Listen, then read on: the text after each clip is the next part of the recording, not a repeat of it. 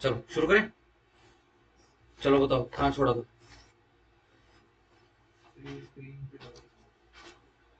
और स्क्रीन है ना जोड़ी तो।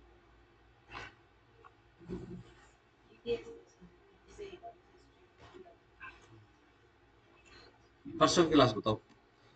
परसों का एक बार फटाफट फटाफट रिपीट करा देते हैं। होमवर्क वगैरह पूछे थे ना। ठीक है। जो कल नहीं आए थे वो एक बार फटाफट लिखो। हेडिंग बनाओ। Right to cut and carry timber.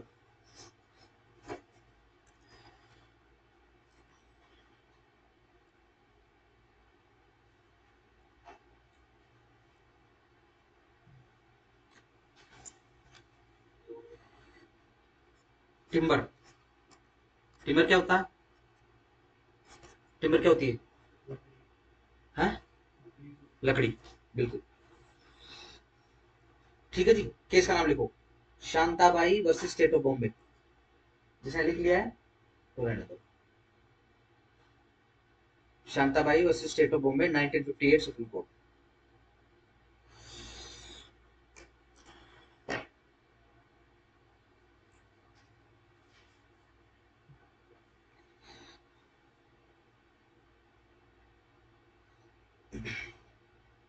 देखो इमूवेबल प्रॉपर्टी जो है क्योंकि benefit arises out of land है।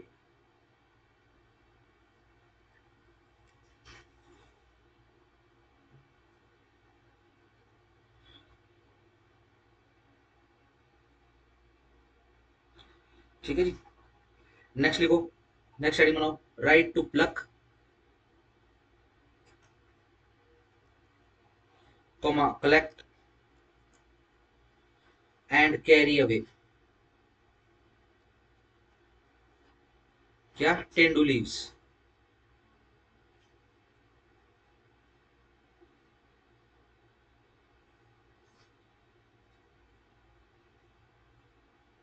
केस का नाम लिखो। छोटा भाई जेठा भाई पटेल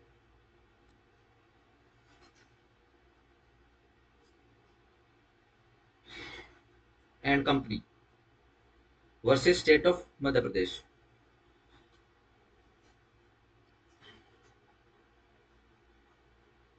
लिखो मूवेबल प्रॉपर्टी। क्यों। क्योंकि यह ग्रोइंग क्रॉप्स है।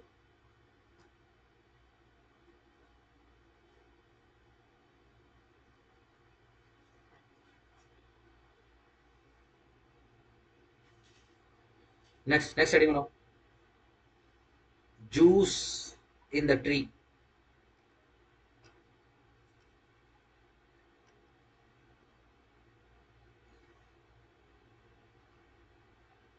ठीक है। केस का नाम लिखो। Sitantabai. Sitantabai versus state of Bombay.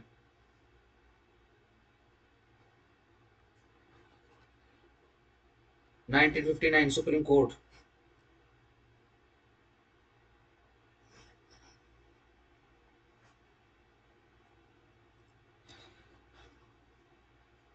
Juice in tree movable property लिखो।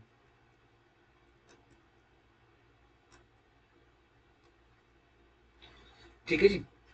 लगे हाथ फ्रूट्स कर लो। देखो बैरेट के ऊपर फ्रूट्स ऑन है, फ्रूट्स अपॉन ट्रीज लिखा है। On on upon. तो लिखो fruits upon trees movable property.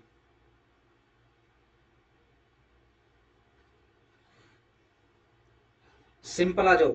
Heading बनाओ। Right to catch CATCH fish.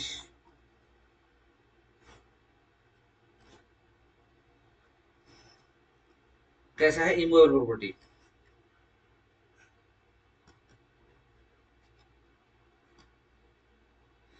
ठीक है जी। कैसे। देखो ऊपर हमने किसी में लिखा है आंसर। जिसे हमने हेडिंग करी ना उसके अंदर एक आंसर लिखा है इस चीज का। देखो जरा। यस लिख लो benefit arising out of the land.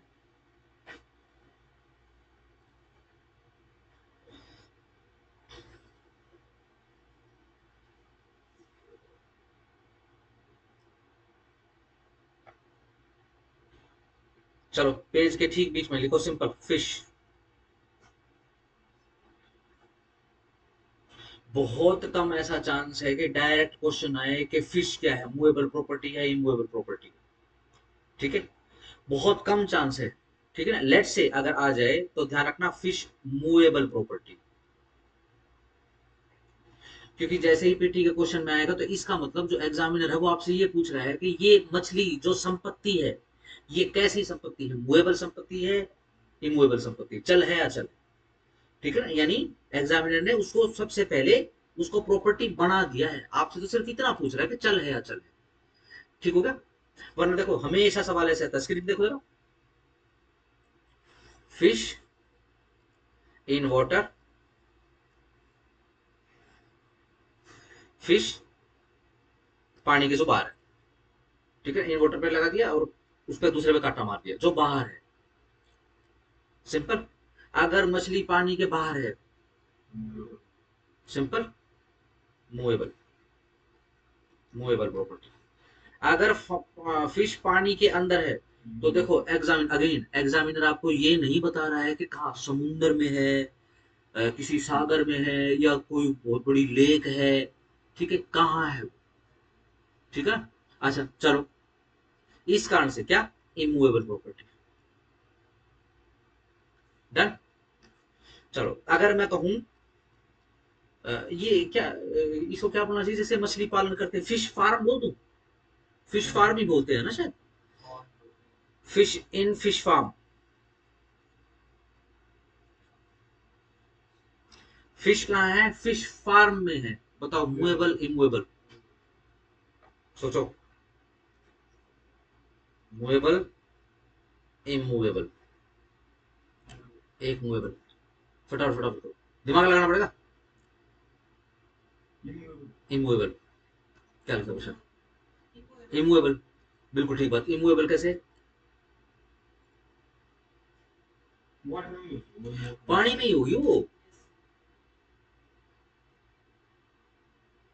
ठीक है ना,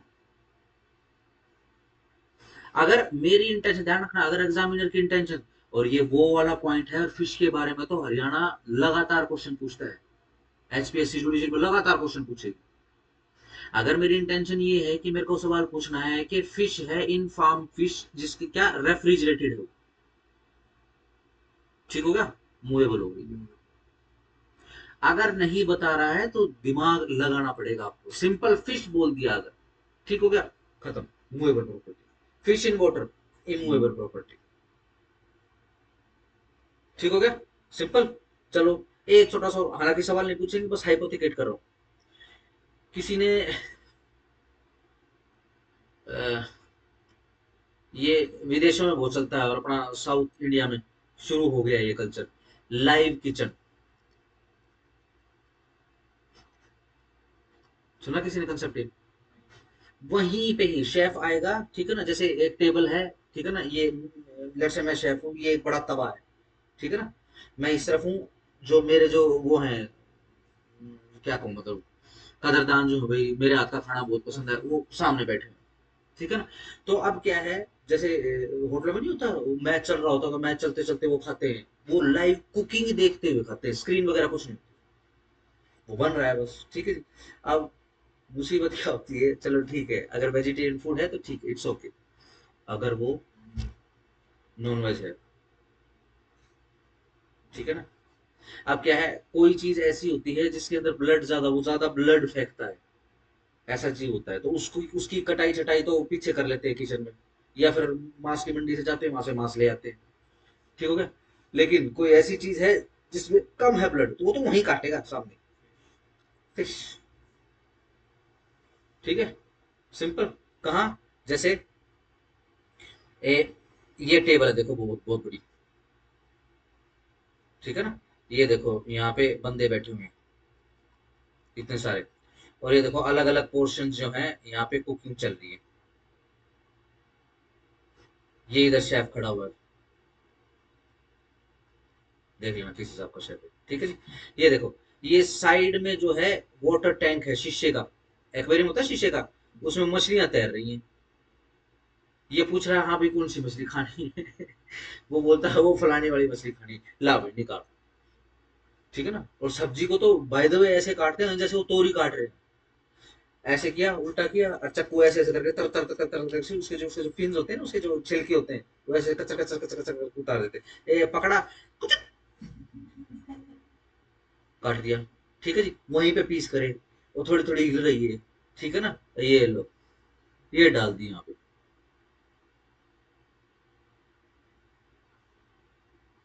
ठीक हो गया। सिंपल। देखो, ये मछली, ये तो यहाँ आ गई है मूवेबल इमूवेबल, अब सवाल नहीं बचा। ये वाटर टैंक में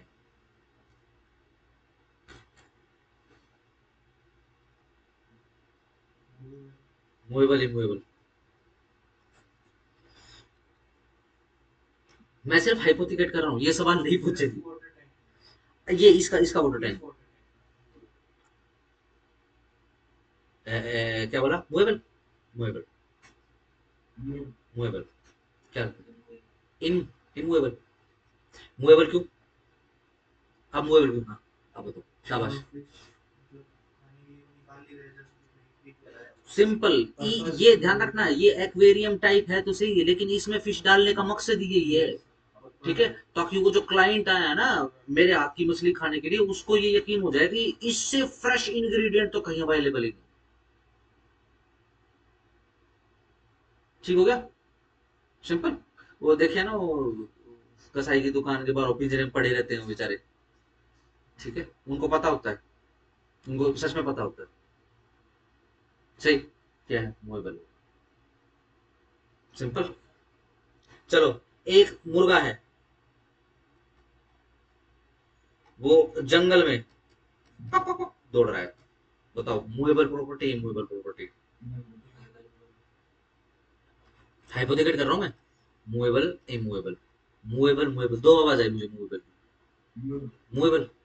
कोई प्रॉपर्टी नहीं है वो, प्रॉपर्टी थोड़ी ना अपनी जिंदगी जी रहा है, वो प्रॉपर्टी थोड़ी ना है। ठीक है ना। जो है, मतलब इज्जत ही नहीं उसकी। चलो, शेर है, जंगल में घूम रहा है, मूवेबल इमूवेबल।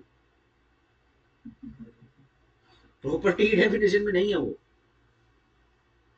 ठीक है ना। रजिस्ट्रेशन में शेर की कौन सी आरसी बनती है। खा जाएगा वो एक दिन डिनर अगर नहीं मिला तो उसको टाइम। ठीक है ना। बाकी बहुत इंटेंशन और बहुत प्लान बनाने वाला जीव है शेर। प्लान बनाकर, ठीक है, मार देता है। ठीक है ना, जैसे अपनी बॉलीवुड की मूवी दिखाते हो, वो सांप, सांपन मार दी और वो सांप जो है उसकी आंख में देख लेता है, दुश्मन देख लेता है, फिर नाक का बदला वो शुरू हो जाता है। ये नाक का तो देखो, पता नहीं कि इतनी नॉलेज नहीं है। ठीक है ना, वो तो सिर्फ इसलिए क्योंकि सांप को ना इंटेलिजेंट जीव माना जाता है, लेकिन शेर के विषय में तो रिकॉर्ड्स हैं कि वो घात लगाता है। दुश्मन एक बार बच गया, दो बार हमला करेगा, तीन बार करेगा। एक बार तो एक केस ऐसा आता है कि वो 48 घंटे तक घात लगा के बैठता है। ठीक है जी। एक बाघिन थी यहाँ सुंदरबन के अंदर, डेल्टा के अंदर एक बाघिन थी, मैं उसका नाम भूल गया। उसको इंसानी मांस की आदत पड़ गई थी। उसने सारे के सारे जानवरों को खाना छोड़ दिया जंगल के। अब वो सिर्फ और सिर्फ इंसान खाती थी और टारगेट करती थी। जब उसकी मांग के अंदर गए तो उसके अंदर सैकड़ों इंसान कंकाल, इंसानी कंकाल पड़े हुए थे, बच्चे से लेकर, बूढ़े से लेकर, जवान से लेकर, औरत मर्द सब। बिल्कुल सेकुलर थी। सिंपल हो गया। प्रॉपर्टी थोड़ी ना, हमको सोचना पड़ेगा। डन, आगे आ जाओ। आओ जरा, नेक्स्ट हेडिंग बनाओ। राइट टू होल्ड बाजार।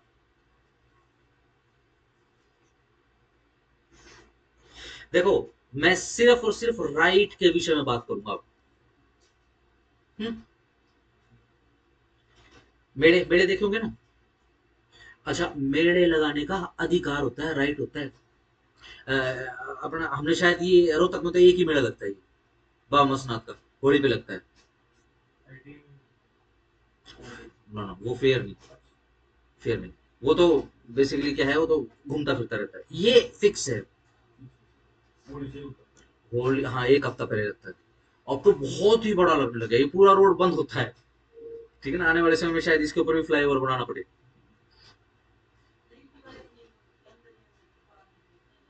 हाँ मैं गया था, मैं बेसिकली खिलावड़ मंदिर में जाने वाला था, तो यहाँ से वो तिलियार के साइड से रास्ता नहीं जाता अंदर आईएमटी में, वहां से फिर आगे जाना पड़ा पूरा। धीरे धीरे जा तो रही थी, लेकिन जाम बहुत गंदा जाम था।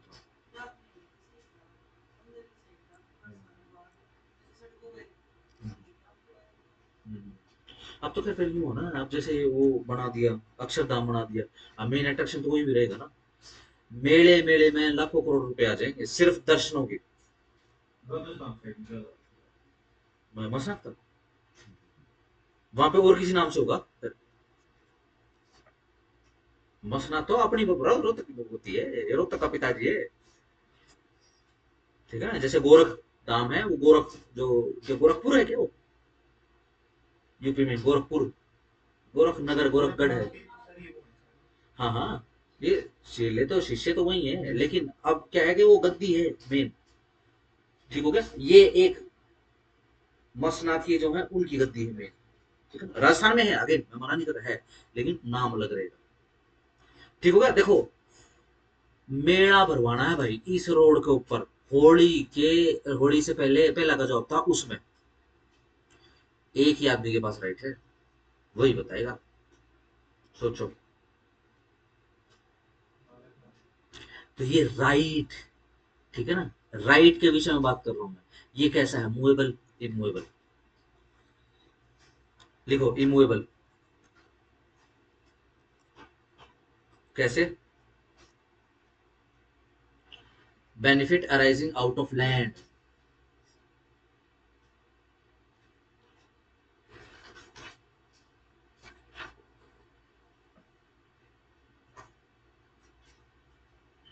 लिखो कि इसका नाम बीबी सईदा। सईदा की स्पेलिंग लिख लेना। Bibi Sayeeda versus state of Bihar, 1996 supreme court.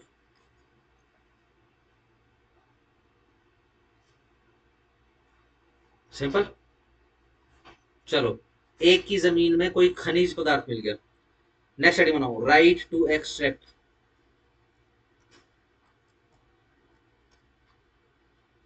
Minerals slash, जैसे कि मैग्नीज।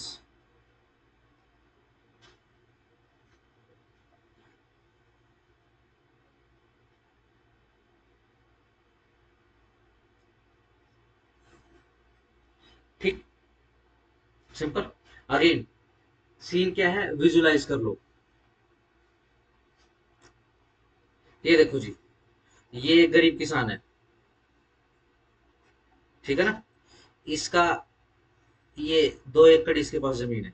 2 एकड़ का गरीब नहीं होता, ध्यान रखना, बट चलो ठीक है, आपको थोड़ा सा बॉलीवुड स्टाइल की स्टोरी ये करा देता हूँ, तो उसके हिसाब से कर, ठीक है, डन। खेती कुत्ती कुछ खास खास नहीं है। ठीक है जी, चलो क्या होता है, एक दिन ये ट्यूबवेल लगाने के लिए खड्डा खोदता है, कुआ कुआ बनाता है यहाँ पे, कुआ बनाता है, तो नीचे से मिनरल या फिर मैग्नीज या फिर आयरन या फिर गोल्ड के ओर्स निकलते हैं, अयस्क निकलते हैं इसकी जमीन में। सही, डन। इसकी प्रॉपर्टी हो गई वो, डन।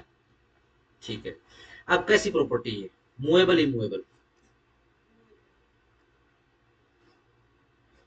चलो मूवेबल बोलो, इमूवेबल। आपने भी इमूवेबल बोला, क्या लगता है? भाई वो तो भविष्य की बात है, मैंने कब एक्सेप्ट करवा। फिर वो पिछला जो आपने आंसर दिया, फिर वो तुक्का मारा। मुझे लगा कि आप पॉइंट पे पहुंच गए हो, मैं एक ही सवाल पूछ रहा हूँ बार बार। Benefit arising out of land, लिखो इमूवेबल प्रॉपर्टी, डैश डाल के benefit arising out of land.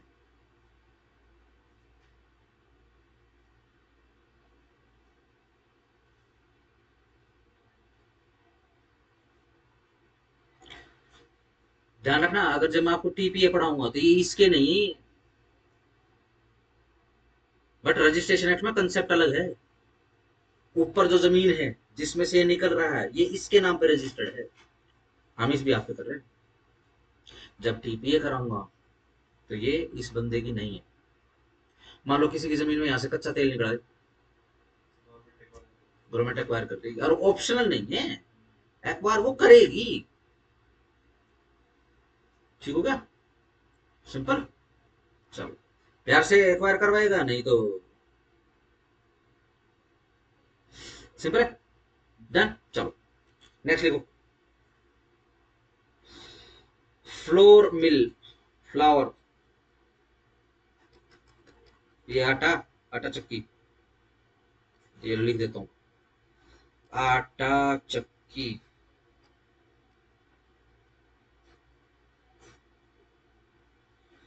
बताओ जी। और ध्यान रखना, वो ट्रैक्टर वाली आटा चक्की नहीं है, ठीक है।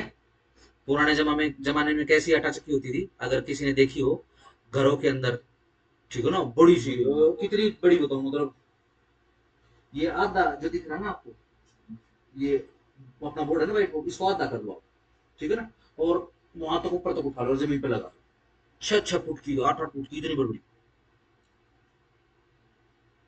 ठीक है, प्योर लोहा, बॉडी सारी लोहे की, आहा, बहुत मजबूत। और जब वो, उसका बेसिकली लाइसेंस लेना पड़ता था, ठीक है, लाइसेंस अप्लाई करते थे क्योंकि घरों के अंदर लगाते थे, ठीक है ना, लाइसेंस अप्लाई करने के बाद सीधा मीटर चेंज कर देते थे, उसका उसका नॉर्मल मीटर नहीं लगता था। और जब वो चालू करता था, सारी घड़ी को पता लग जाता, ले भाई चक्की चालू होगी, जस्ट ऐसे करके जाती अंदर जाती लाइट, ठीक है ना। आजकल की लाइट जसूस नहीं करती ना, ठीक है ना। हमने देखा उस समय इतनी लोड शेडिंग होती थी गर्मियों के अंदर, ठीक है ना, ट्यूब लाइट तो जलती ही नहीं थी, सीएफएल के लट्टू जलाने पड़ते थे छोटे। अब तो खैर ये अपने क्या होते हैं, एलईडी वाले आ गए, ठीक है ना, अब तो खैर बहुत सुविधा हो गई। ठीक हो गया, डन, सिंपल। चलो, ये देखो किस हिसाब की होती है आटा चक्की, ऐसे ऐसे शेप होती है उसकी,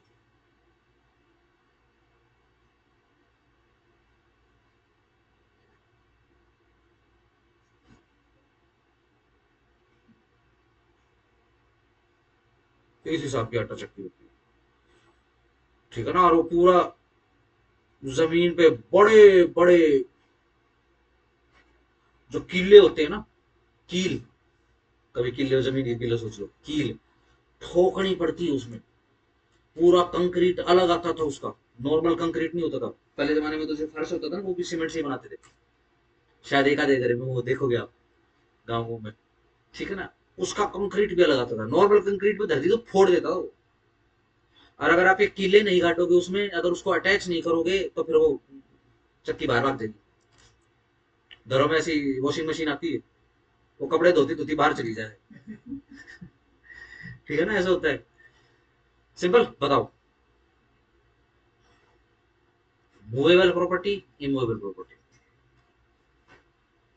सोचो। इमूवेबल, इमूवेबल, हाँ जी, क्या लगता है इमूवेबल क्यों?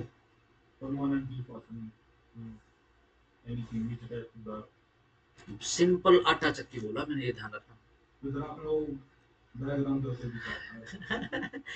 सिंपल सिंपल आटा चक्की बोला, ये तो मैं तुमको बता रहा हूँ, ये तो सिंपल आपको बता रहा हूँ, आटा चक्की भाई, बस आटा चक्की। अगर एग्जामिनर की इंटेंशन होगी तो आपको बोलेगा परमानेंटली अटैच्ड आटा चक्की, मूवेबल, करो इसको मूवेबल। क्यों? जरा लैंग्वेज खोल के बिठाओ जरा, कहाँ बिठाओगे इसको?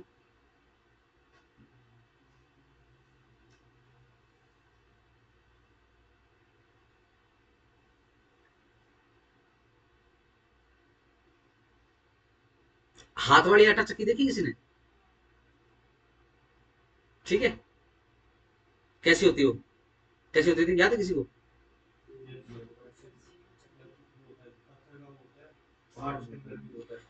ये देखो, ये तो होगी, ये ऐसे होती थी, ए, ऐसे होती थी, ये इसका हैंडल होता था, यहाँ पे, यहाँ छेद में होता था, ठीक। बट ये इनकम्प्लीट है, आटा पीसेगा, आटा कहाँ जाएगा, आटा तो ये देखो नीचे गिर जाएगा, इनकम्प्लीट है। अगर कंप्लीट किसी ने देखी हो तो बढ़िया, ठीक है ना, उसकी एक ही जगह होती थी, ठीक है ना, उसके लिए मिट्टी का, चूल्हे की मिट्टी देखी ना चिल्ली, उसका ये नीचे से ये वाला हिस्सा, इतना हिस्सा जो है मिट्टी से स्टैंड बनाया जाता था उसका।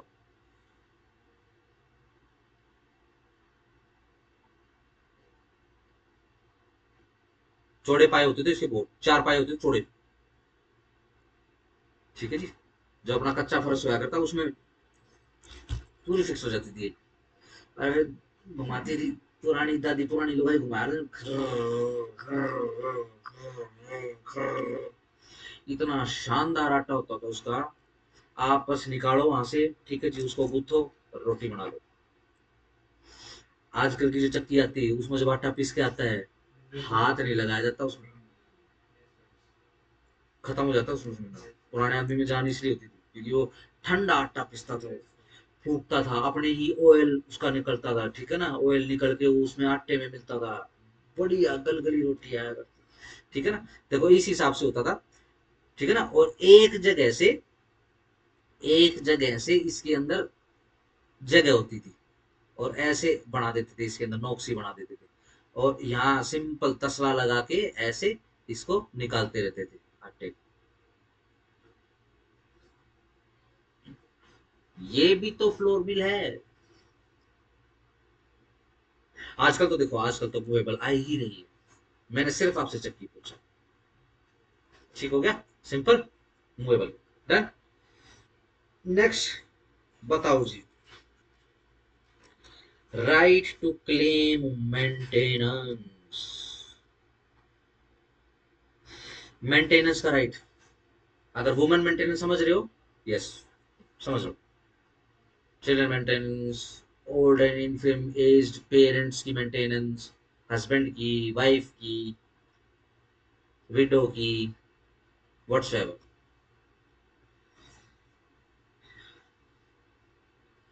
समझ गए। अगेन राइट का सवाल आ गया है, मूवेबल, इमूवेबल। जाना था, मैं राइट की बात पूछ रहा हूँ, मैं ये नहीं पूछ रहा कि कैश में पैसे लेगी या वो गहने लेगी या प्रॉपर्टी लेगी, और ये नहीं पूछ रहा। उसका जो हक है, ये उसका जो राइट है, जैसे राइट टू फिशरीज किया हमने, ठीक है ना। क्या है मूवेबल, मूवेबल, मूवेबल, क्या लगता है उसे, इमूवेबल। ठीक है, मूवेबल कैसे।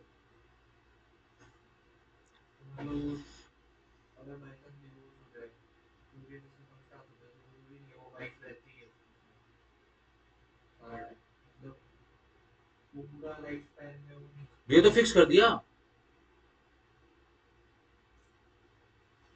और डाइवोर्स की बात थोड़ी ना है, मेंटेनेंस तो शादी होके रखी हुई है और उनके बीच में कोई झगड़ा नहीं है, तब भी हो सकती है। सोचो, बेरट में खोजना चाहिए सब है। आ ही नहीं रहा, सीधी सिंपल सी बात है, कहाँ कहाँ बिठाओगे इसको।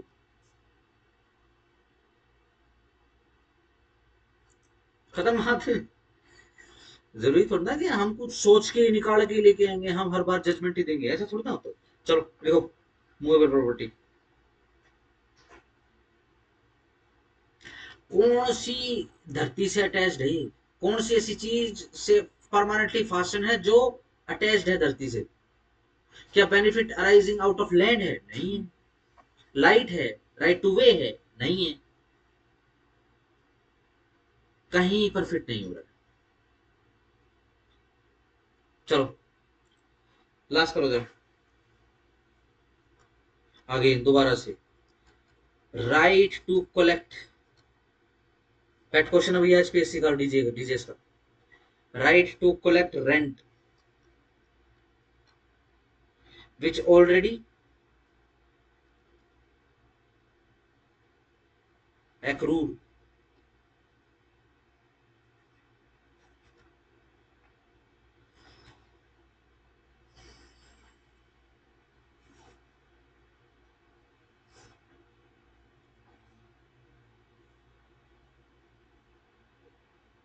मैं आपको थोड़ा सा एक्सप्लेन कर देता हूं, मैं पूछ क्या रहा हूं। लेट्स से ये सेक्टर 14 देखा ना अंदर, लेट्स से मेरा है, ठीक है ना।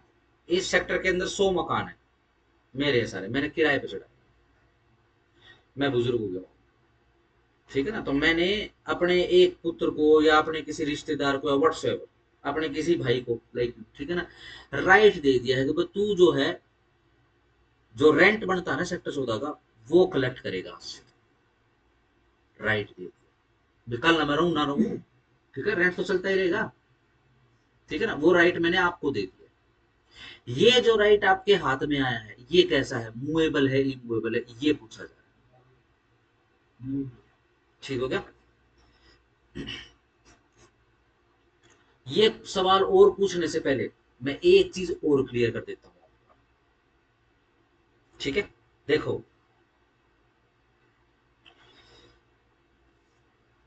स्पेसिफिक राइट, सिर्फ इसी सीन की बात कर रहा हूं मैं, और किसी दूसरे राइट की बात नहीं कर रहा हूं। सिर्फ राइट टू कलेक्ट रेंट की बात कर रहा हूं। एक रेंट जो एक्रू हो चुका है, एक्रूड हो चुका है, अस्तित्व में आ चुका है, किराएदार आ चुका है, वो रह रहा है, ठीक है जी। हर महीने बताओ, एडवांस आता है या फिर पोस्टपेड होता है, प्रीपेड होता है, रेंट मकान का प्रीपेड होता है, ठीक है ना। एक भाई एक्रू नहीं हुआ है,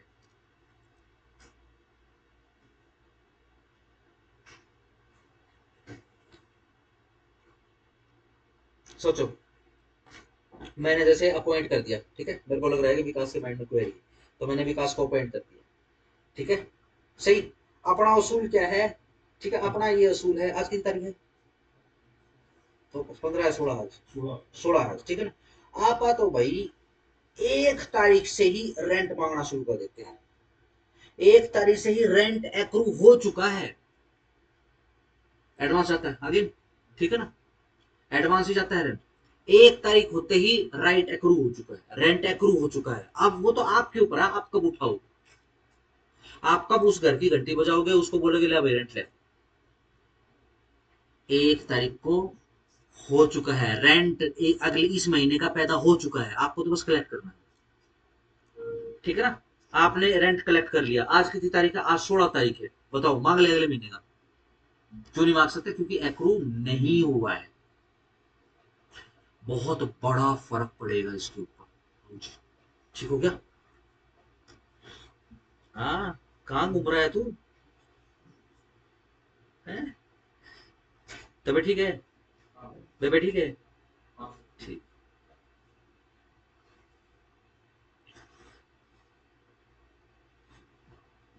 सही।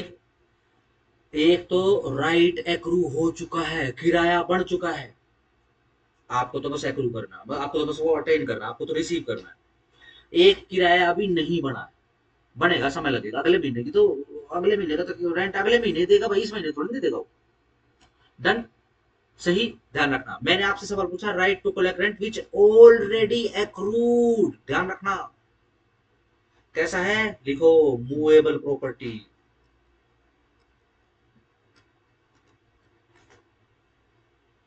वाइस वर्सा हो गया, जो राइट एक्रू नहीं हुआ है वो इमूवेबल प्रॉपर्टी बन गया।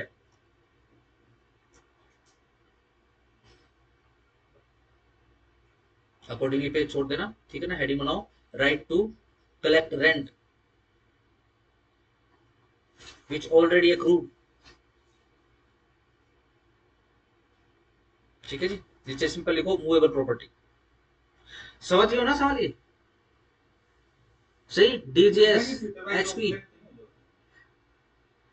अगेन क्या कर रहा हूँ, डीजेएस हिमाचल प्रदेश, ठीक है जी।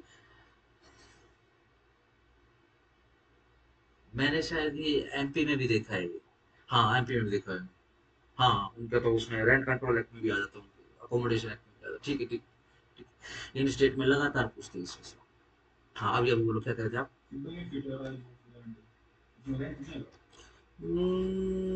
Rent to collect, right to collect rent, but ध्यान रखना हाँ, इसमें प्रॉपर्टी तो नहीं बताई,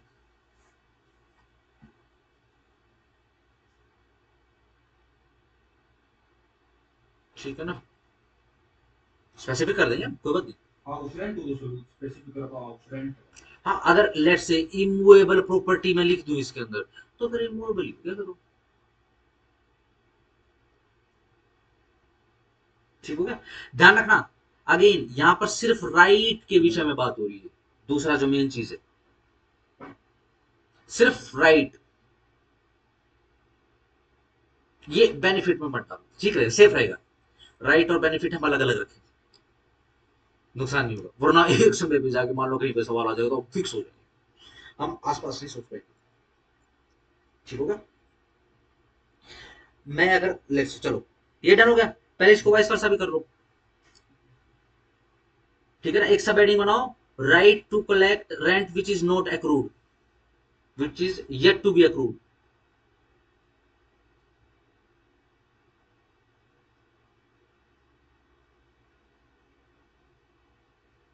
इमूवेबल प्रॉपर्टी है,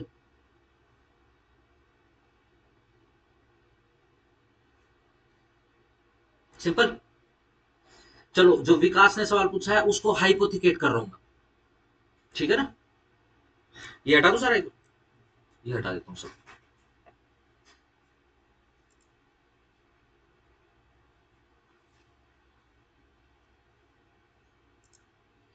विकास ने सवाल पूछा है कि अगर जिस प्रॉपर्टी से या जिन प्रॉपर्टियों से हम रेंट ले रहे हैं अगर वो इमूवेबल प्रॉपर्टी है तो। डन। चलो, ध्यान रखना, अब मैं अपने सवाल की लैंग्वेज बदलूंगा, मुझे बदलना पड़ेगा। अब मैं राइट की बात नहीं करूंगा, मैं सिंपल बोलूंगा रेंट, या फिर एरियर्स ऑफ रेंट। ठीक हो गया? सिंपल, राइट की बात नहीं करूंगा। ये कहां से आ रहा है, अब मैं मेंशन करूंगा, immovable property, yes, it is the benefit arising out of land. आपको ये इमूवेबल प्रॉपर्टी पर ही लगाना पड़ेगा। डन हो गया? Right to maintenance, pet question है हर बार, एचपीएससी पटाक, डीजीएस पटाक। ठीक है जी, राइट टू कलेक्ट रेंट पटाक, एचपीएससी तभी जब देके मारता है। ठीक हो गया? सिंपल। चलो, मिनरल्स का एक आधी बार पूछ लेता है। ये ध्यान रखना, ये जो अभी आज आपने निपटाया है इसमें से एक दो सवाल पक्का है पीटी में, पक्का। सही। वो तो गनीमत है कि ट्रांसफर ऑफ प्रॉपर्टी एक्ट नहीं आता, वरना बहुत भयंकर सवाल आते हैं, ये जो राइट वगैरह होते हैं। जैसे टीपीए कराऊंगा मैं, ये सवाल दोबारा से उठेगा और क्या भयंकर सवाल उठेगा। ठीक होगा? बट उससे पहले हम मूवेबल इमूवेबल प्रॉपर्टी की डेफिनेशन को कंप्लीट करेंगे, उसको कंप्लीट करेंगे फिर इजी हो जाएगा सब कुछ। डन हो गया? चलो, आगे आ जाओ।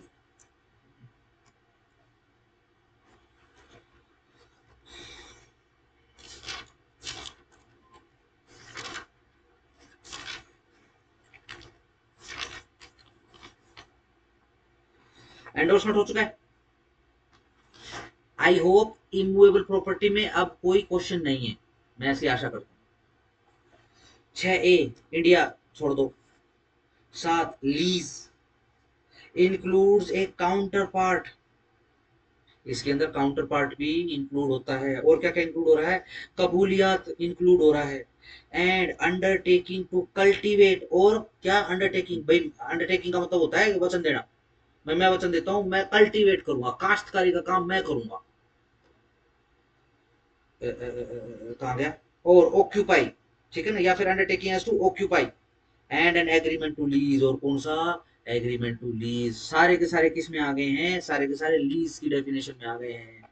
देखो, जिनके जो जमींदारी के काम से जुड़े हैं उनके लिए समझना थोड़ा सा इजी हो जाएगा।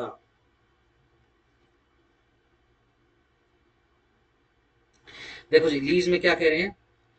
अगर कोई काउंटर पार्ट में डॉक्यूमेंट आया है, ठीक है ना, हमारे देश का प्रधानमंत्री जाता है बाहर, ठीक है ना, फाइल बना के ये संधियां करते हैं, कन्वेंशन में जाते हैं, ठीक है ना, भाई तू मेरे यहाँ ये लगा, मैं तेरे देश में ये लगाऊंगा। ठीक है ना? जैसे अफ्रीकी कंट्रीज में क्या है, बजाज बहुत फेमस है। बजाज ने चाइनीज कंपनी जो मोटरसाइकिल कंपनी थी उसको पूरे तरीके से मार्केट से बाहर कर दिया है, अफ्रीका की। ठीक हो गया, सिंपल। अब क्या है, अपना पीएम जाता है वहां पे, जैसे घाना एक देश है, ठीक है, इंडिया बहुत कोशिश कर रहा है कि घाना में, पिछले बहुत समय से वो बहुत बुरे स्टेट में है, ठीक है ना, तो क्या है कि इसको बाहर निकाला जाए इस स्टेट से। अफ्रीका के कई देशों में तो ये हाल हो चुका है कि वो तो कह के मांग रहे हैं, इंडियन पॉपुलेशन, इंडियन लोगों को भेजिए यहाँ पे।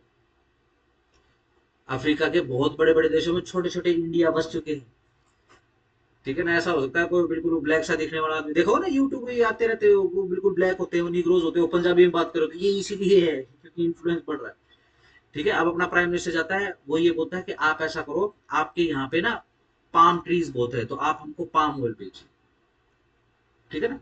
हम आपको यहीं पे ही आपका बजाज की एक मैन्युफैक्चरिंग यूनिट बनाकर दे रहे हैं, तो लिखेंगे वो, ठीक है ना। तो क्या, एक दूसरे को काउंटर पार्ट में एग्रीमेंट सौंपेंगे, ठीक हो गया। ऐसे ही अगर काउंटर पार्ट में लीज का काम हो रहा है, भाई देख तेरा तेरा जो खेत है ना, ऐसे मान लेते हैं, भाई देख तेरे वाले जो खेत है ना, वो नाले वाले, वो मेरी जमीन के दौरे लागे हैं, अब मेरा 1 किला थारी जमीन के दौरे लागे हैं, ठीक है ना। तो भाई तू मेरा बोलिए, मैं तेरा बोल लेता हूँ, ठीक है, ये काउंटर पार्ट में बन गया है ना। बहुत होता है ऐसे, ठीक है ना। और कल को अगर पड़ोता मिलेगा तो हम क्या है, हम चुपचाप एक्सचेंज भी कर लेंगे, अगर हमारा झगड़ा नहीं है, अगर हमारे बढ़िया टाउन है, ठीक है ना।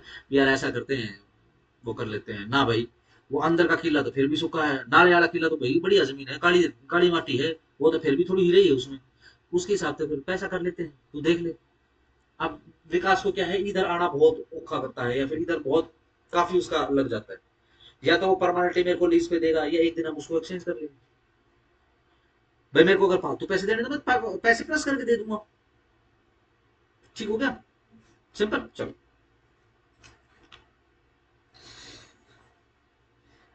या ऐसे ही कबूलियत, भाई तू मेरा बोले मैं तेरा बोले,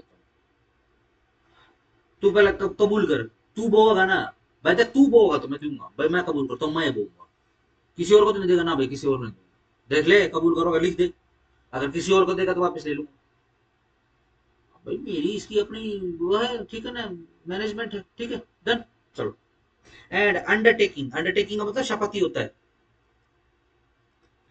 अंडरटेकिंग किस चीज की, या तो कल्टीवेट करूंगा, कल्टीवेट खेती, काश्तकारी,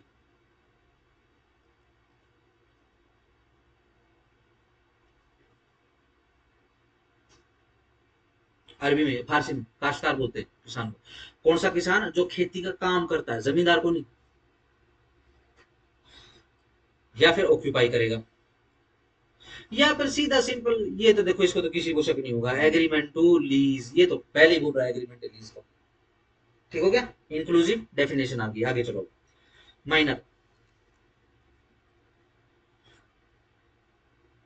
माइनर का मतलब है एक बंदा who according to the personal laws to which he is subject has not attained majority, जिसको अभी तक मेजोरिटी नहीं आई है वो क्या है, माइनर है, ठीक है जी। जनरल मेजोरिटी एक्ट के हिसाब से कितना होती है एज, ठीक है, तो कोई है माइनर अपने पास, कितनी है, 18, 18 से बड़ा नहीं, अच्छा तो पूरा मेजर हो चुका है, पूरा लाइबल हो चुका है। चलो number 9, movable property includes standing timber, शाबाश, ये हम पढ़ चुके थे। Standing timber, growing crops, grass, fruits upon and juice in the tree, यहां पर कंप्लीट हो चुके हैं, ठीक हो गया। And property of every other description except immovable property, और वो वाली सारी प्रॉपर्टी आ जाएंगी जो सेक्शन 2(6) में फॉल नहीं हो पा रही। इसी कारण से आपसे लास्ट के सवाल मैंने पूछे, और आपको बताया क्या, कि जरा फिट करके बताओ क्या सेक्शन 2(6) में फिट हो रहे हैं लैंग्वेज में, आपने कहा नहीं, इस कारण से वो क्या बन गई, वो मूवेबल प्रॉपर्टी बन गई। क्यों, ऐसा सेक्शन 2(9) कह रहा है, सही है ना, अच्छा कॉम्बिनेशन है, 6 और 9, ठीक है, याद हो जाएगा। हाँ, representative includes the guardian of A minor, underline guardian of A minor, and the committee, underline committee, और को सर्कल करो, और other legal curator, underline curator of A lunatic या फिर इडियट, ठीक हो गया।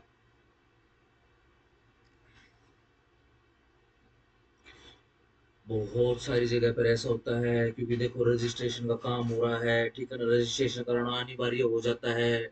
इमूवेबल प्रॉपर्टी है, या फिर बहुत बड़ी बहुत महंगी मूवेबल प्रॉपर्टी है, किसी का ऑपरेशन कराना है किसी बच्चे का, लेकिन वो बच्चा लूनेटिक है या फिर इडियट है, जिसका इलाज करवाना है उसका, ठीक है जी, आगे पीछे कोई है ही नहीं, कौन करेगा? क्यूरेटर भी कर सकता है।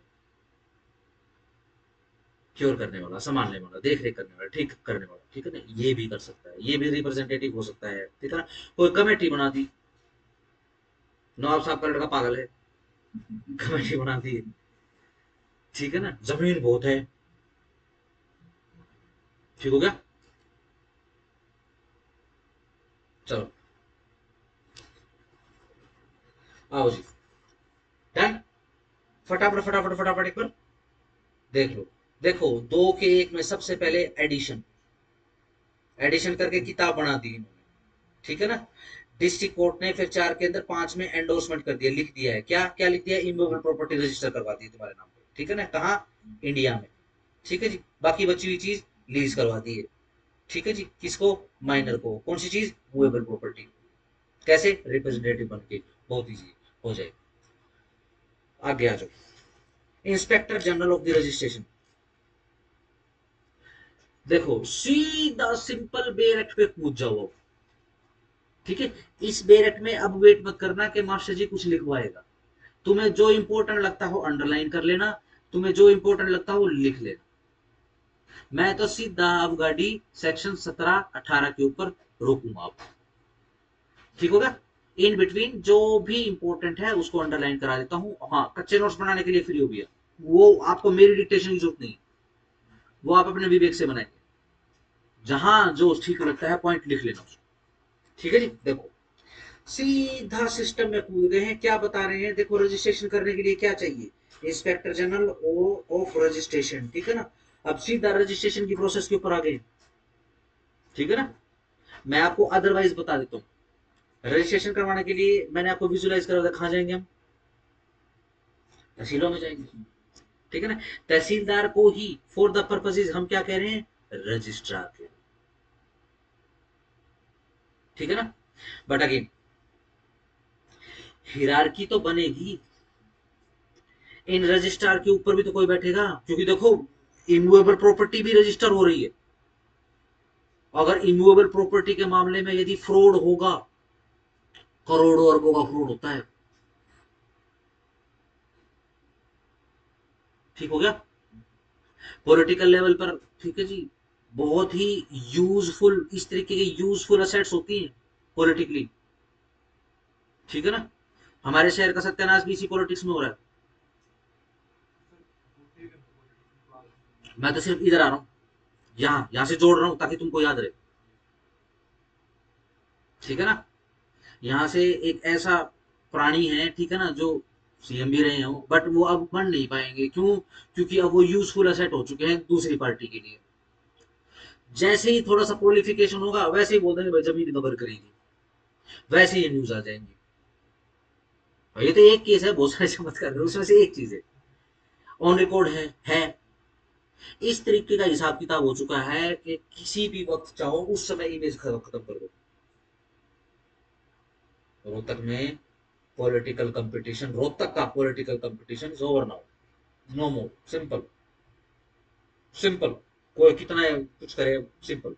जिसको थोड़ी बहुत भी समझ है पॉलिटिक्स की, उसको पता है, खत्म बस।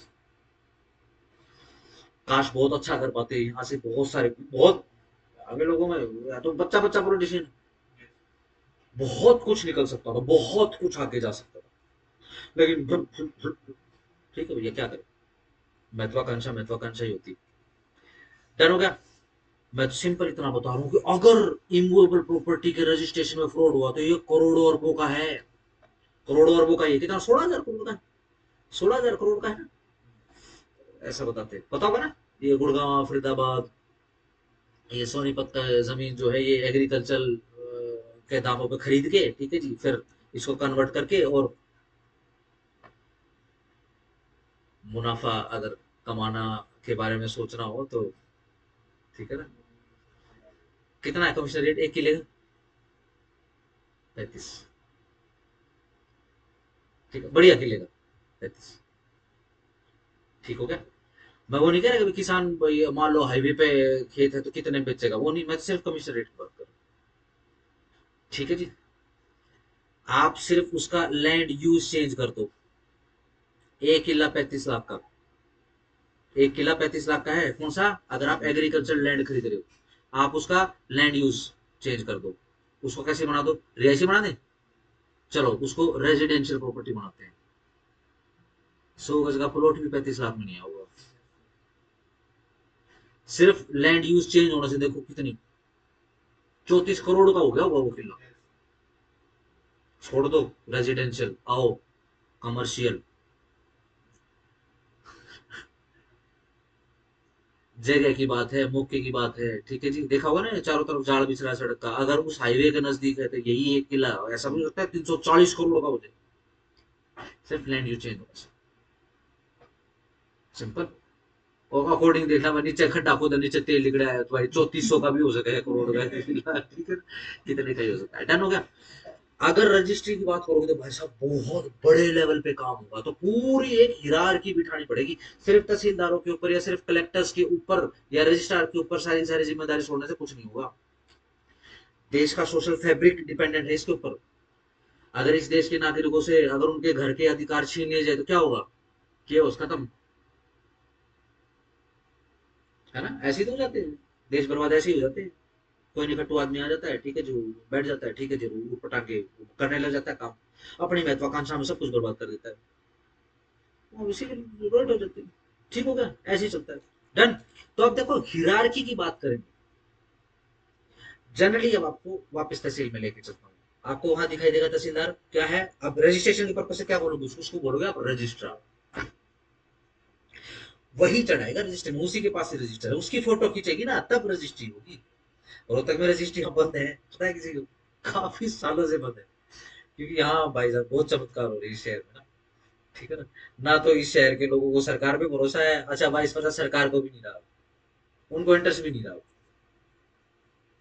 ठीक हो गया। अब इन तहसीलदारों के ऊपर एक बंदा होता है, कौन, इंस्पेक्टर जनरल ऑफ रजिस्ट्रेशन। जैसे इंस्पेक्टर जनरल सुनोगे ना, पुलिस को इंस्पेक्टर जनरल होता है, रेंज होती है उसकी। यहाँ पे रोहतक रेंज का है आईजी, कहाँ है उसका रेजिडेंस का, ना वो तो आईएएस है। ये ये पुल बनाया है दिल्ली बाईपास का, है ना, ये शिव जी का मंदिर है उल्टे हाथ में, इसके साइड में वो जो नई बिल्डिंग बनी नहीं, एक वो बीच में फिर शिव जी का मंदिर है, फिर वो एक नाला आता है, नाला कूद कूद के इस तरफ है। हाँ बिल्कुल पेट्रोल पंप के साथ। ठीक हो गया। आईजी की शानदार अंदर बहुत दूर तक है, ठीक है ना। आईजी साहब कुत्ता घुमाते हैं वो वही अंदर ही घुमाते हैं, अंदर ही घुमाते रहते उसको, गार्डन में, पीछे गार्डन में उसके पीछे खेत कूद बना रखा है भाई, उसी में टमाटर टमाटर। आईजी साहब बाहर भी नहीं आते, सब कुछ वहीं से तोड़ा, बना लिया। देन आईजी का क्या काम होता है, आईजी पुलिस का क्या काम होता है,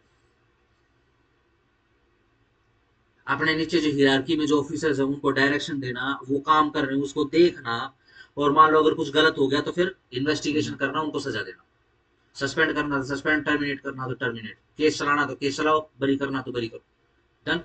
सिंपल। आओ ऐसे ही, the state government shall appoint an officer to be the inspector general, underline करो, स्टेट गवर्नमेंट करेगी, क्या बनाएगी, इंस्पेक्टर जनरल, किस चीज का, रजिस्ट्रेशन का, किस लिए, for the territories subject to such government. Police range के हिसाब से 7 या 8 रेंज में बटा हुआ अपना स्टेट, ठीक है ना।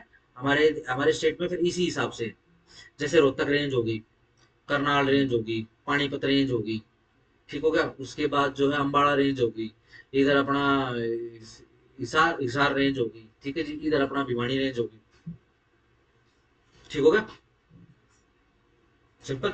चलो, provided that the state government may instead of making such appointment, अच्छा स्टेट गवर्नमेंट अगर चाहे कि वो ये वाली अपॉइंटमेंट ना करे और इसके बदले में डायरेक्ट दैट यह डायरेक्शन दे दे, ऑल और any of the power and duties herein after conferred and impose upon the inspector general shall be exercised and performed by such officer or officers and within such local limits as the state government appoint in this behalf। देखो कोई state ऐसी है कि उसके पास revenue नहीं इतना कि वो रजिस्ट्रार के ऊपर इंस्पेक्टर जनरल स्पेसिफिक अपॉइंटमेंट दे सके, तो कोई बात नहीं, और जो दूसरे सिविल सर्वेंट है उनके ऊपर एक एडिशनल ड्यूटी लगा दो। हमने कौन सा स्पेसिफिक रजिस्ट्रार भर्ती किए हुए हैं, तहसीलदार है, तहसील का काम होगा तो तहसीलदार बन गया, वही अगर रजिस्ट्री का काम होगा तो रजिस्ट्रार बन गया। ठीक है ना, अगर रेंट रेवेन्यू कलेक्शन की बात आई तो उसी को, उसी तहसीलदार को ही वो बोल दिया, कलेक्टर बोल दिया। अगर उसके ऊपर थोड़ी सी ड्यूटी लगा रखी कि भाई तू थोड़ा चिंदी चोर भी देख लिया अगर, तो वो एग्जीक्यूटिव मजिस्ट्रेट भी बन गया। ठीक है ना, तो स्टेट गवर्नमेंट देखिए, स्टेट गवर्नमेंट के पास अगर रेवेन्यू की कमी नहीं है तो कोई बात नहीं, जितना चाहे जितने ऑफिसर चाहे वो अपॉइंट कर। चलो, number two, any inspector general में होल्ड साइमल्टेनियसली एनी और other office under the government. Yes, इसी कारण से वाइस वर्सा भी लिख दिया है। अगर किसी को इंस्पेक्टर जनरल ऑफ रजिस्ट्रेशन बना दिया गया है तो वो साथ साथ में दूसरे ऑफिस भी होल्ड कर देगा। अच्छा, इंस्पेक्टर जनरल ऑफ रजिस्ट्रेशन तो है ही है जी, अच्छा तहसीलदार भी है, ठीक है ना, अच्छा जी वो फिर कलेक्टर भी है, अच्छा वो आईएएस भी है, एचसीएस भी है। तो इसमें मत मिलाना, आईएएस आईएएस होता है, एचसीएस एचसीएस होता है, ठीक है। डन हो गया, चलो। डिस्ट्रिक्ट एंड सब डिस्ट्रिक्ट। अब देखो काम करने के लिए कैसे बांट दिया है डिस्ट्रिक्ट को, सब डिस्ट्रिक्ट के अंदर बांट दिया। For the purposes of this act the state government shall form districts and sub districts and shall prescribe and may alter the limits of such districts and sub districts. बिल्कुल ठीक बात है जी, स्टेट गवर्नमेंट देख लेगी, कुछ भी पढ़ने की जरूरत नहीं। आगे आ जाओ, नंबर 6, रजिस्ट्रार एंड सब रजिस्ट्रार। सिंपल याद कर लो, 4 के अंदर इंस्पेक्टर जनरल बनाया है। इंस्पेक्टर जनरल एक है या अनेक, देखो सेक्शन 4 में एक ही है, ठीक है ना, पर्टिकुलर उस डिवीजन का, पर्टिकुलर उस एरिया का जिसके लिए वो अपॉइंट हुआ है। लेकिन एक ही एरिया के अंदर देखो रजिस्ट्रार एंड सब रजिस्ट्रार। तहसीलदार की जब बात करते हैं, तहसीलदार, नायब तहसीलदार। तहसीलदार को अगर मैं इंग्लिश में बोलूं, ठीक है ना, अपना ये अगर मैं बोलूं डिस्ट्रिक्ट मजिस्ट्रेट, वो बन जाएगा एसडीएम, नायब तहसीलदार सब डिविजनल मजिस्ट्रेट। ध्यान हो गया, चलो। The state government may appoint such persons whether public officers or not, underline करो, whether public officers or not, as it thinks proper, जो भी स्टेट गवर्नमेंट को ठीक लगे। टू बी रजिस्ट्रार की उसको रजिस्ट्रार बना दे, किसका, of several districts, underline several district, and to be sub registrar of the several sub districts. ठीक हो गया, formed as aforesaid respectively। ठीक हो गया, अगर याद करना है तो लिख लो सेक्शन 6 के साइड में, रजिस्ट्रार, नायब, नायब रजिस्ट्रार। स्पेसिफिक लिखना है, तहसीलदार, नायब तहसीलदार।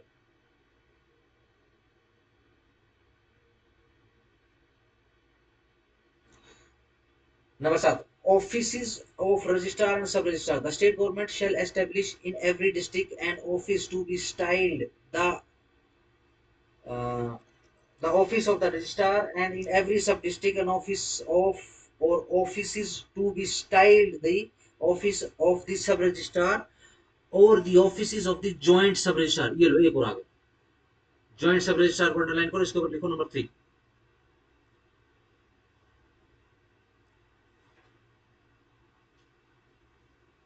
Simple, the state government may amalgamate with any office of the registrar, any office of a sub registrar subordinate to such registrar and may authorize any sub registrar who, छोड़ दो। आओ 8, inspectors of registration offices. Inspector general आ गया, ठीक है जी, फिर registrar, सब registrar, joint registrar, उसके नीचे क्या आ गया है, और क्या आ गया, inspector of registration officer.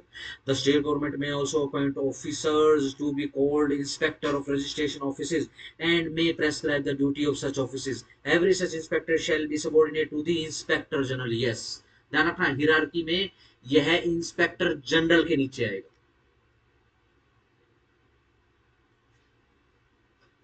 Number 10, absence of registrar और वैकेंसी इन हिज ऑफिस। देखता हूँ ये करवाना क्या, चलो चलो ये। When any registrar other than the registrar of the district including a presidency towns in charge, छोड़ दो इसको, 11 पे आ जाओ। Absence of registrar on duty in his district, simple heading से कर लो, बस अंदर देख लेते हैं। When any registrar is absent from his office on duty in his district he may appoint any sub registrar. बिल्कुल ठीक बात है जी, or other person in his district to perform during such absence all the duties of a registration except those mentioned in section 68 and 72। बार बार जिक्र आ जाएगा, एक बार 68 और 72 के एक बार दर्शन कर लो।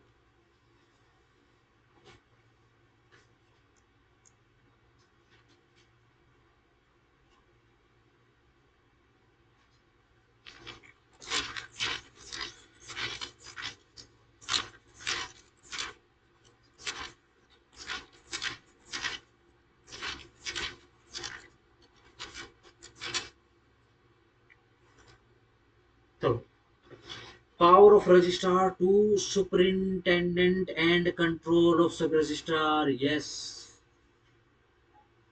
आज रजिस्ट्रार साहब तो एब्सेंट है, उनका पेट खराब हो गया, तो आज मैं स्वयं ही रजिस्ट्रार हूं। आज मैं खुद अपने लिए डायरेक्शन लिख देता हूँ अच्छी अच्छी, कि हर आधा घंटा काम करने के बाद 1 घंटा रेस्ट मिलेगा और तुझे करना पड़ेगा। क्योंकि मैं कौन हूं, फिलहाल मैं रजिस्ट्रार हूं। मैं नाराज हो जाऊंगा किससे, खुद से ही, जब मैं सब रजिस्ट्रार होऊंगा। ठीक होगा, तो ये वाले काम करने के लिए नहीं दिए जाएंगे। ठीक है जी, चलो जी, और कौन सा 72? Appeal to registrar from orders of sub registrar refusing registration on ground other than denial of the execution. Simple, done हो गया, अंदर पढ़ने की भी जरूरत नहीं, आगे रिज्यूम कर लो वापिस।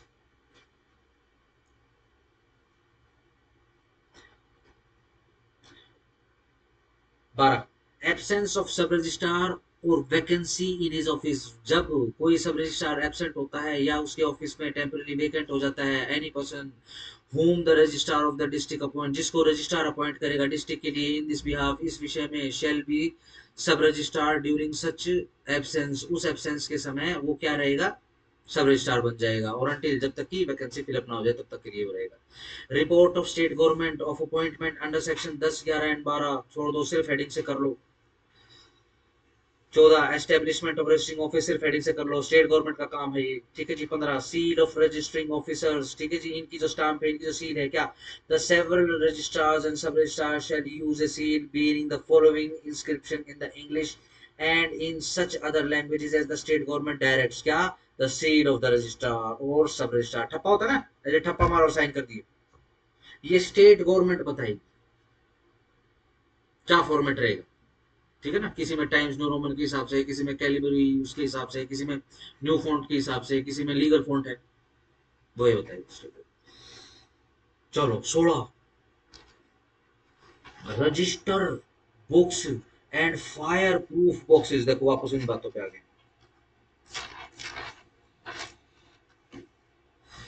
State government shall provide for all the office of every registering officer the books necessary for the purposes of this act. The books so provided shall contain the forms from time to time prescribed by the Inspector General. Yes, कौन prescribe करेगा? Inspector General prescribe करेगा। Underline करो, prescribed by the Inspector General. With the sanction of the state government, underline with को underline करो, sanction of government को underline करो. And the pages of such books shall be consecutively numbered, और एक number wise होनी चाहिए वो, ठीक है ना? And the number of pages in each book shall be certified on the title page by the officers by whom such books are issued। बिल्कुल ठीक बात है जी, इंस्पेक्टर जनरल साहब बताएंगे। 16A keeping of books in computer floppies. क्या है ये? Diskettes, disk sets. ठीक है जी। अब देखो, जो भी रजिस्ट्री है, एक समय पर हमारे पास कंप्यूटर नहीं होते थे, तो उसका यूज कैसे होता?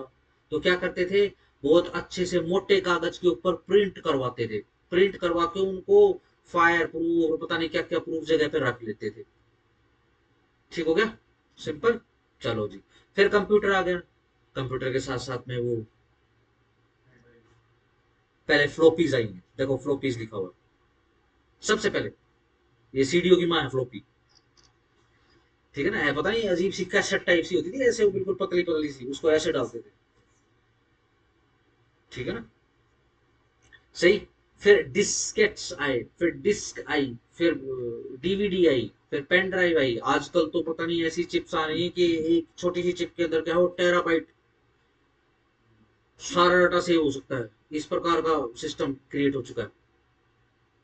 चलो डन, सिंपल, इतना याद कर लो बस, आगे आ जाओ। 17 आ जाओ मेन धंधे पे। अच्छा भाई देखो, बताओ जरा, ये सेव क्यों करनी है? Fire proof, water proof, ceiling proof, क्यों सेव करने हैं ये डॉक्यूमेंट? यस, ताकि रिकॉर्ड मेंटेन रहे, जो हमने इंट्रोडक्शन में लिखा था, जो हम पढ़ नहीं रहे। ठीक हो गया, चलो। 17 documents of which registration is compulsory. याद जाओ, शाबाश। एक क्वेश्चन आपका डेफिनेशन क्लोज में से पक्का, एक क्वेश्चन आपका सेक्शन 17 में से, एक क्वेश्चन आपका सेक्शन 18 में से। अकॉर्डिंगली निशान लगा लेना। ठीक है, बाकी कितने क्वेश्चन बचे? अगर 5 क्वेश्चन आ रहे हैं तो 2 क्वेश्चन बचे हैं। पूरे बैरेक्ट में जहां जहां जो जो पढ़ा रहा हूं उसमें से आ जाएगा। ठीक होगा? चलो। The following documents be registered if the property to which they relate is situated in a district in which, and if they have been executed on or after the date on which act फलाना फलाना 1864 of the Indian Registration Act 1866। छोड़ दो ये सारा का सारा। ठीक है जी, सिंपल पे आ जाओ। हेडिंग क्या है? Compulsory registration. 17 में दिख गया ना हेडिंग पे? कंपलसरी को जरा अंडरलाइन कर लेना। आज से आपको सेक्शन 17 खोलते ही, सेक्शन 17 याद आते ही किसका रजिस्ट्रेशन एक्ट का आपको पता चल जाना चाहिए। कंपलसरी रजिस्ट्रेशन है। ठीक है, चलो याद करवा दूं हमेशा हमेशा के लिए। चलो याद करो, कोड पूरा करना। ठीक है ना?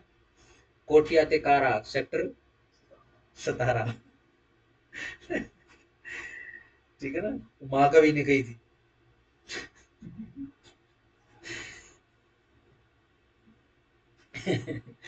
ठीक हो गया? एक भी ऐसी चीज नहीं होती उसके पास जो रजिस्टर नहीं करवानी। है ना? सबसे यूजलेस चीजें उसमें उसकी उसकी वीडियो में मॉडल्स होती हैं। वो कहीं पे कोई कोई कूद रही है, कोई मर रही है, कोई डांस कर रही है, कोई कुछ कर रही है, खा पी रही है। सबसे यूजलेस चीज होती है। बाकी सब कुछ महंगी रजिस्टर्ड चीजें होती है। हाथ में पता नहीं कितने तोड़े पहन के आता है ना। चलो, वो खत्म हो गया क्या उसका? एक वो बादशाह का उसका वो चल रहा था कुछ कुछ वैसे। तो तुम्हें कुछ खत्म हो गया क्या या चल ही रहा है? चल ही रहा है क्या?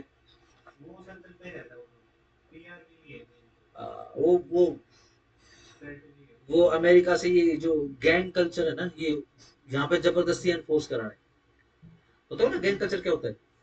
जब आप अमेरिका के अंदर देखोगे ना, जितने भी ये हिप हॉप स्टार्स हैं, जितने भी रैप बोलते हैं इसको, जितने भी रैप स्टार्स हैं, सारे के सारे ओरिजिनल गैंगस्टर्स हैं। तभी तो अपने आप को ओरिजिनल ओजी ओजी करते रहते हैं। ये इंडियंस जो है ना, ये है पिछड़ा। ठीक है ना? वहां कुछ भी हो रहा है, इनको तो बस कॉपी करने से दिमाग नहीं लगाना। इसी कारण से यहाँ का भी रैप देखा होगा तो ये रैप में गालियां भी देने लगे एक दूसरे को। ये वही कल्चर लेके आ रहे। चलो जो भी। चलो, अपने को तो सेक्शन 17 याद करना था। 17 याद हो गया भैया? चलो। Instruments of gift of immovable property compulsory registration होगा। क्या है? इंस्ट्रूमेंट मतलब कागज, किसी चीज का गिफ्ट कर दिए भैया, इमूवेबल प्रॉपर्टी। गिफ्ट करने से कुछ नहीं होता। ध्यान रखो, आपको इंतकाल चढ़वाना पड़ेगा आपके नाम पे, तब रिकॉर्ड में बजेगी वो। चाहे कितनी ही पक्की गर्लफ्रेंड बॉयफ्रेंड से ले ली हो आपने जमीन, नहीं। आप सिंपल, क्या पता कब मन बदल जाए।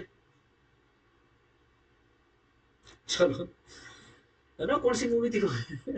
अक्षय कुमार की कोई मूवी थी, मतलब वो अपनी हर गर्लफ्रेंड को ना वो कंगन ला के देता, मतलब मेरी माँ की कंगन ही।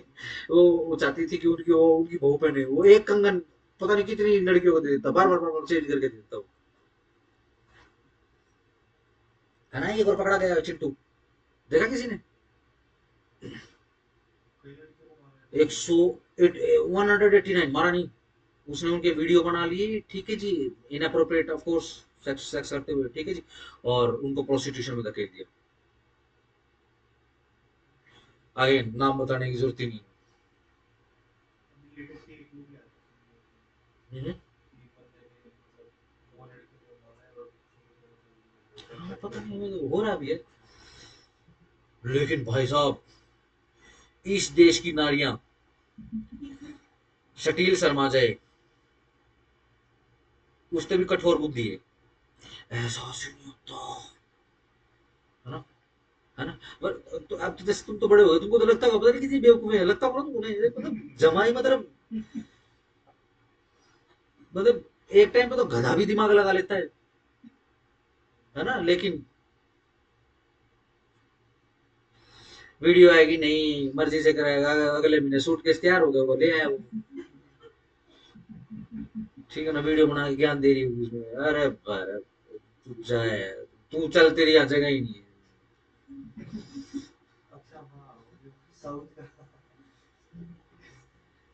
मैं तो उसकी बात कर रहा हूँ। ठीक हो गया, चलो। अगर ध्यान रखना, जमीन तो जहां भी आ जाए सवाल में, ध्यान रखना भाई, रजिस्ट्री करवानी पड़ेगी, ऑप्शनल नहीं है। ठीक है ना।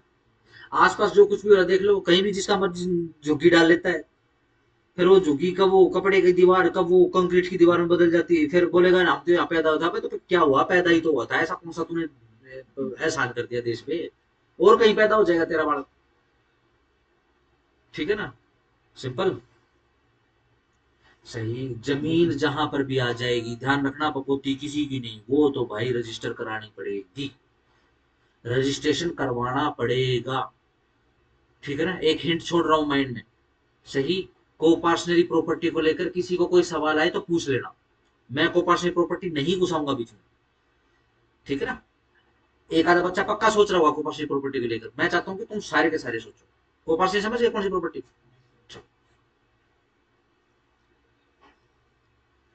चलो, B, other non testamentary instrument. थोड़ा सा माइंड को ना थोड़ा सा ओपन रखना। ठीक हो गया, लंबे लंबे सेंटेंस याद करने पड़ेंगे। सही। चलो, कैसा डॉक्यूमेंट है, नॉन टेस्टामेंट्री। टेस्टामेंट्री डॉक्यूमेंट क्या होता है, वसीयत के थ्रू अगर प्रॉपर्टी जा रही है तो टेस्टामेंट्री, टेस्टामेंट के थ्रू। ठीक है ना। ये कैसा है, नॉन टेस्टामेंट्री। सक्सेशन की बात आ रही है।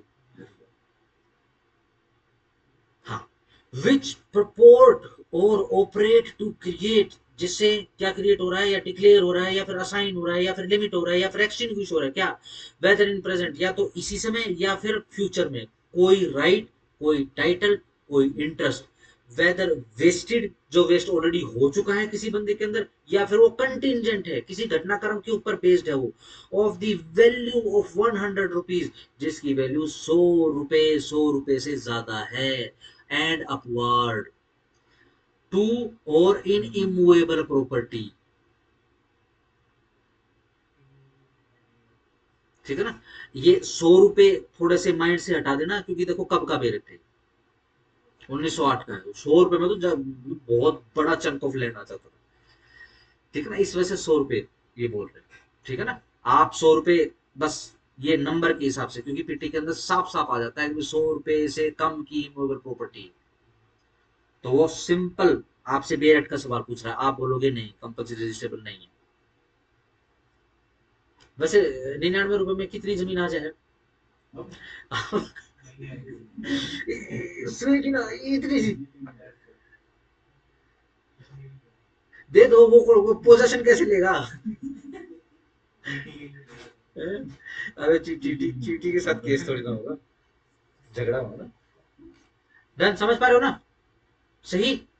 दोबारा से पढ़ रहा हूं मैं, कोई भी नॉन टेस्टामेंट्री डॉक्यूमेंट, ठीक हो गया, जिससे क्रिएट हो रहा है, या जिससे डिक्लेयर हो रहा है, या फिर जिससे असाइन हो रहा है, जिससे लिमिट हो रहा है, या जिससे एक्सटिंग्विश हो रहा है, इसी समय या फ्यूचर में, किसी का कोई राइट, किसी का कोई टाइटल, किसी का कोई इंटरेस्ट, जो कि उसके अंदर कोई फर्क नहीं पड़ता है कि वो उसके अंदर ऑलरेडी वेस्ट हो चुका है या फिर वो कंटिजेंट है, यानी वो आगे वेस्ट होगा। ठीक है ना। जिसकी वैल्यू कितनी है, 100 या 100 से ऊपर है, और वो इंटरेस्ट, वो टाइटल, वो राइट किस में है, इमूवेबल प्रॉपर्टी के विषय में है, आपको रजिस्टर कराना ही पड़ेगा। ठीक हो गया, सिंपल। छोटा सा एग्जांपल करें, उसी एग्जांपल को बार बार अब रिमाइंड करते हुए चलेंगे। ठीक हो गया, देखो,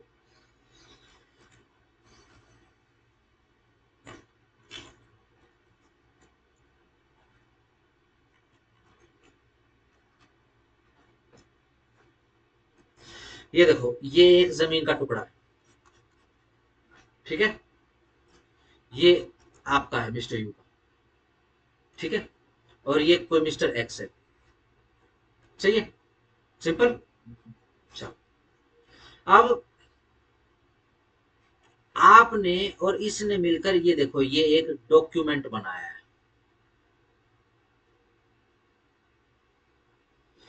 ठीक है जी, simple.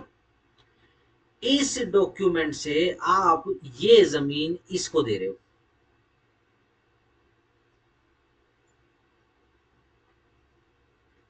Cell deed, purchase deed, whatsoever आप इसको जो भी कहना चाहो। ठीक है, रजिस्ट्रेशन कराओगे कंपलसरी? यस। कहाँ सेक्शन 17 एक लिखा होगा, 17 का एक है क्या? एक सेकंड, 17 का एक तो लिखा होगा ना? हाँ, 17 का एक का बी। नो,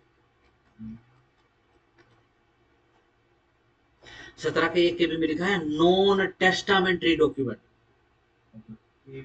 ये तो टेस्टामेंट हो गया ना, हमने लिख दिया। सिर्फ वसीयत टेस्टामेंट थोड़ी ना होती है।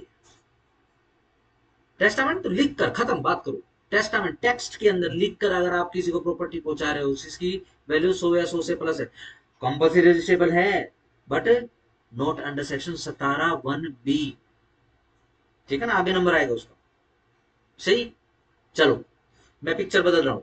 मिस्टर यू ने क्या करा, ये लो वसीयत बना दी। अब वसीयत एग्जीक्यूट होगी मिस्टर यू की मृत्यु के बाद। ठीक है, चलो अब क्या है, इस वसीयत के थ्रू आप ये जमीन का टुकड़ा, बड़े ध्यान से, ये जमीन का टुकड़ा लीज कर रहे हो 1 लाख रुपए सालाना। किसको, मिस्टर एक्स को। कब तक के लिए, अगले 30 सालों तक के लिए। रजिस्ट्रेशन कराओगे? सिंपल रजिस्ट्रेशन के सवाल पूछूंगा मैं, compulsory yes no? Yes yes yes, सभी यस, शाबाश भाई। बेरठ है, बेरठ की लैंग्वेज में मेरे को बिठाओ। बहुत बढ़िया बेरठ है, ये लैंग्वेज सीखने का बहुत कमाल का बेरठ है। देखो आपको पिक्चर दिखाई देगी आपको पढ़ते हुए।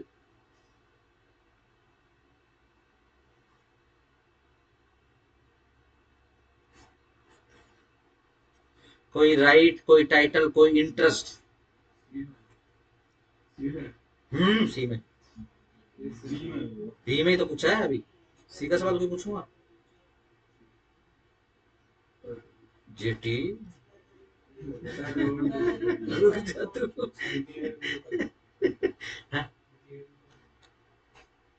डिक्लेयर, विल बना दी, डिक्लेयर कहां करवा रहे हो, वसीयत बना तो दी। वसीयत डिक्लेयर नहीं होती है, वसीयत तो प्रोबेट करवाते हैं। डिक्लेयर करार क्वेश्चन तो अखबार में थोड़ी दिखाएंगे। देखो अगेन, कोई राइट टाइटल इंटरेस्ट जा रहा है मिस्टर एक्स के पास, ठीक है जी, कोई फर्क नहीं पड़ रहा कि वो वेस्टेड है ऑलरेडी या फिर वो कंटिजेंट है, वो तो कह रहा है कि फर्क नहीं पड़ता। बस क्या है, 100 रुपए या प्लस 100 रुपए से ज्यादा और इमूवेबल प्रॉपर्टी से रिलेटेड है, कंपल्सरी रजिस्ट्रेशन कराना पड़ेगा। ये ध्यान रखना, पूरा सेक्शन 17 आपको विजुलाइज करना पड़ेगा। प्रैक्टिस में बहुत काम आता है ये मेरे। बड़े बड़े केस ऐसे खत्म हो जाते हैं। ठीक है ना, बड़े बड़े वसीयतों से जुड़े हुए केस, बड़े बड़े प्रॉपर्टी के झगड़े। ठीक है ना, मान लो अगर आपने किसी क्लाइंट का आपने 10-15 या 20-30 करोड़ रोहतक जैसे छोटे शहर में बचा दिया, आकार मच जाएगा यहाँ एडवोकेट लॉबी में। ठीक है ना, हाकार मच जाएगा भाई, एडवोकेट आया वो। सही, सिंपल, बहुत इजी था, सिंपल। रजिस्ट्रेशन का मतलब ये थोड़ी ना कि उसके नाम ही चढ़ा दोगे, टाइटल देना है, ये कोई इंटरेस्ट भी दे सकते हो आप। इंटरेस्ट देने का मतलब किसी के नाम चढ़ा दिया ऐसा नहीं, वो भी है उसके अंदर, बट हमेशा यही नहीं होगा, और भी सारी चीजें हो सकती है। ठीक हो गया, सिंपल। चलो आगे आ जाओ। विजुलाइज करते हुए चलना। सी, नॉन टेस्टामेंट्री इंस्ट्रूमेंट, ये लो दोबारा से नॉन टेस्टामेंट्री इंस्ट्रूमेंट आ गए। विच एक्नोलेज द रिसीप्ट, जिसके अंदर क्या है, एक्नोलेजमेंट है किसी चीज की, रसीद की, किसी चीज की पेमेंट की, ऑफ एनी कंसिडरेशन, किसी कीमत की, on account of creation, creation के बदले में, डिक्लेरेशन के बदले में, असाइनमेंट के बदले में, लिमिटेशन और एक्सटेंशन के बदले में, ऑफ एनी सच राइट, इस राइट के विषय में, टाइटल और इंटरेस्ट के विषय में। ठीक है जी। आप करवाओगे, आपको वो रजिस्ट्रेशन करवाना ही करवाना पड़ेगा। ठीक है जी। सही। बिल्कुल वर्ड टू वर्ड आ जाता हूं मैं। दोबारा से पढ़ रहा हूँ। नॉन टेस्टामेंटी समझ गए ना? कैसा कागज है? नॉन टेस्टामेंटी कागज अगेन। ठीक है जी। जो कि एक्नोलेजमेंट है, एक्नोलेजमेंट समझते हैं ना? चलो जी। उसके अंदर क्या है? रसीद है, किस चीज की? पेमेंट की रसीद है। किसकी? ऑफ एनी कंसिडरेशन, यानी आपने कोई कीमत वसूल पाई है। किस अकाउंट पर? क्रिएशन के अकाउंट पर। कोई चीज क्रिएट हुई है, कोई रिलेशन क्रिएट हुआ है, कुछ डिक्लेयर हुआ है, कुछ असाइन हुआ है, लिमिटेशन या फिर एक्सटेंशन हुआ है। ठीक है। चलो चलते हैं। तहसीलदार, मैं बेचदार, आप खरीदार, आप बेचदार मैं खरीदार, अपने हिसाब से सोच लेना। ठीक है जी। जो भी पैसे पकड़ेगा, जो भी पार्टी पैसे पकड़ेगी, यानी वो कौन सी पार्टी है? बेचदार। जो बेचेगी। ठीक है ना? सेलर है वो। डन। तुम्हारी इच्छा है आपको क्या बेचना है।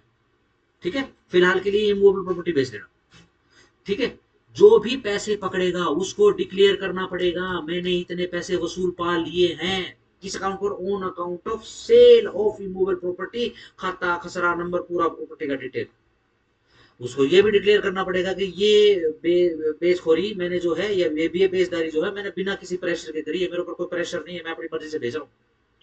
यह आपको और भी डिक्लेयर करना पड़ेगा कि यह भार मुक्त है, इसके ऊपर किसी प्रकार का भार नहीं है, और अगर ऐसा कोई भार निकलता है तो मैं बैन करूंगा उसको, खरीदार पार्टी बैन नहीं करेगी। मुझे जितनी नॉलेज है और करेगा, मुझे जितनी नॉलेज है और डिक्लेयर करेगा वो, मुझे जितनी नॉलेज है, ये प्रॉपर्टी बेसिकली क्लियर है, मेरे पास इसका परफेक्ट टाइटल है। और अगर परफेक्ट टाइटल नहीं हुआ तो मैं परफेक्ट टाइटल अटेन करके उसको परफेक्ट टाइटल दूंगा। ये लिखेगा, देखो डिक्लेरेशन हो रही है एक कागज से, क्रिएशन भी हो रही है एक कागज से। अब वो मालिक नहीं रहेगा, अब नया क्रिएट हो जाएगा, इंतकाल चढ़ जाएगा, किसी नए मालिक की क्रिएट हो रहा है न्यू ओनर। डन हो गया? रजिस्टर। सिंपल। चलो। D, lease of immovable property, ये लो भाई। लीज कर दिया क्या? इमूवेबल प्रॉपर्टी, अंडरलाइन ही कर लो इसको। कैसे? फ्रॉम ईयर टू ईयर, शाबाश, अंडरलाइन करो। इसी कारण से मकान जो हमेशा 11 महीने के किराए पे दिए जाते हैं। अगर 11 महीने के अलावा अगर हमने 12वां महीना लिख दिया उसके अंदर, ध्यान रखना, फिर ईयर टू ईयर होगी। अब वो रजिस्टर मैंडेटरी हो जाएगा। और for any term exceeding 1 year, ठीक है जी, या फिर किसी ऐसी टर्म में जो एक्सीड करती है 1 साल से ऊपर, और रिजर्विंग अन ईयरली रेंट, या फिर जिसमें किराया ही साल का आता है, ईयरली रेंट आता है। ठीक हो गया? जैसे हमने थोड़ी देर पहले एग्जांपल किया था, 1 लाख रुपए सालाना यहां पर हो जाएगा। देखो कहीं लिखा है टेस्टामेंट्री नॉन टेस्टामेंट्री डी में? सिंपल हो गया। चलो, D4 दे दिया लीज पे। ई, फिर से आ जाओ, नॉन टेस्टामेंट्री इंस्ट्रूमेंट। एक और नॉन टेस्टामेंट्री इंस्ट्रूमेंट आ गया है, जिसके थ्रू ट्रांसफर हो रहा है या फिर असाइन हो रहा है क्या? एनी डिग्री, अंडरलाइन बॉक्स करो, एनी डिग्री बॉक्स करो, और को सर्कल करो, अंडरलाइन, और या फिर box, order of a court और एनी अवार्ड, बॉक्स करो अवार्ड, और लिखो 1 2 3। कब? when such decree or order or award purports or operates to create, declare, assign, limit or extinguish, whether in present or future, any right, title or interest, whether vested or contingent, of the value of 100 rupees and upwards to or in immovable property। again, let's say मेरा और विकास का झगड़ा हो गया एक जमीन के टुकड़े को लेके। ठीक है जी, हम कोर्ट में चले गए। ठीक हो गया? डन। चलो अकॉर्डिंगली समझ लेना। ठीक है ना? लेट्स से विकास के फेवर में कर दिया, केस विकास के फेवर में आया है, विकास को रजिस्टर करवाना पड़ेगा। ठीक हो गया? सिंपल है। चलो, बहुत ही है, दोबारा से पढ़ू। वर्ड टू वर्ड पढ़ू? बोलो। ठीक है, मैं वर्ड टू वर्ड हिंदी में पढ़ रहा हूँ। कोई नॉन टेस्टामेंट्री कागज है जिसके थ्रू ट्रांसफर हो रहा है या फिर असाइन हो रहा है। क्या ट्रांसफर असाइन हो रही है? कोई डिग्री या कोई ऑर्डर या फिर कोई अवार्ड। डिग्री और ऑर्डर किसी कोर्ट का, ठीक है ना, अवार्ड किसी दूसरी उसका, जो आर्बिट्रेटर बेसिकली। चलो, कब? व्हेन सच डिग्री, जब वह डिग्री या फिर ऑर्डर या फिर वो अवार्ड परपोर्ट्स या फिर ऑपरेट करता है या फिर क्रिएट करता है या फिर वो डिक्लेयर कर रहा है, वो डिग्री वो ऑर्डर वो डिक्लेयर कर रहा है, या फिर उसके थ्रू असाइन कर रहा है या उसके थ्रू लिमिट कर रहा है या उसके थ्रू एक्सटिंग्विश गायब भी कर दे रहा है। अब जजमेंट में डिग्री में क्या आया कि भाई मेरा कोई लेना देना नहीं है, ये प्रॉपर्टी विकास की, मेरा तो राइट ही एक्सटिंग्विश कर दिया, है ना। चलो आओ, वेदर इन प्रेजेंट और फ्यूचर, कोई फर्क नहीं पड़ता है कि प्रेजेंट में ऐसा काम हो जाए, लिमिट असाइन ट्रांसफर या फिर एक्सटिंग्विश, या फिर फ्यूचर में या फिर कंटिजेंट हो जाए, कंटिजेंटली हो, कंगे कंगे कंगे, फ्यूचर लिखा कंटिजेंट लिखा। कोई भी राइट टाइटल इंटरेस्ट, यस ध्यान रखना, बट ये केस किसी राइट टाइटल इंटरेस्ट के विषय में था। वेदर वेस्टेड और कंटिजेंट, कोई फर्क नहीं पड़ता है ये राइट टाइटल इंटरेस्ट वेस्टेड हो या फिर कंटिजेंट हो, लेकिन किंतु परंतु जिसकी वैल्यू 100 रुपए या उससे ऊपर है और यह इमूवेबल प्रॉपर्टी से रिलेटेड है। ठीक हो गया। चलो, प्रोवाइडेड दैट, सॉरी, इसी का ही provision, provided that state government में by order published in official gazette, अगर स्टेट गवर्नमेंट चाहे तो पब्लिश गजट के अंदर ऑफिशियली नोटिफाई करवा सकती है, क्या एग्जेम्प्ट कर सकती है from the operation of this subsection, इस सबसेक्शन के ऑपरेशन से एग्जेम्प्ट कर सकती है किसी लीज को जो एग्जीक्यूट करी गई है डिस्ट्रिक्ट के अंदर और पार्ट ऑफ द डिस्ट्रिक्ट के अंदर, the terms granted by which do not exceed 5 years, जिसकी टर्म 5 साल से एक्सीड नहीं होती है, and the annual rents reserved by which do not exceed 50 rupees, और जिसके एनुअल रेंट्स 50 रुपए से ज्यादा नहीं है। अगर स्टेट गवर्नमेंट चाहिए चाहे तो इस तरीके के जो कागज हैं, ठीक है ना, नॉन टेस्टामेंट्री कागज हैं ऐसे, ठीक है ना, उनको इस सेक्शन के प्रयोग से बाहर कर सकते। ठीक है। किला रोड सबने देख रखा है, ठीक हो गया। देखो किला रोड की शेप बनाता हूँ। ये पता ना किला रोड क्यों कहते हैं? पुराना किला था, ठीक है ना। पहले अपने अपने शहर का नाम पता क्या होता था? रोहतासगढ़, ठीक है ना। यहाँ पे राजा साहब होते थे।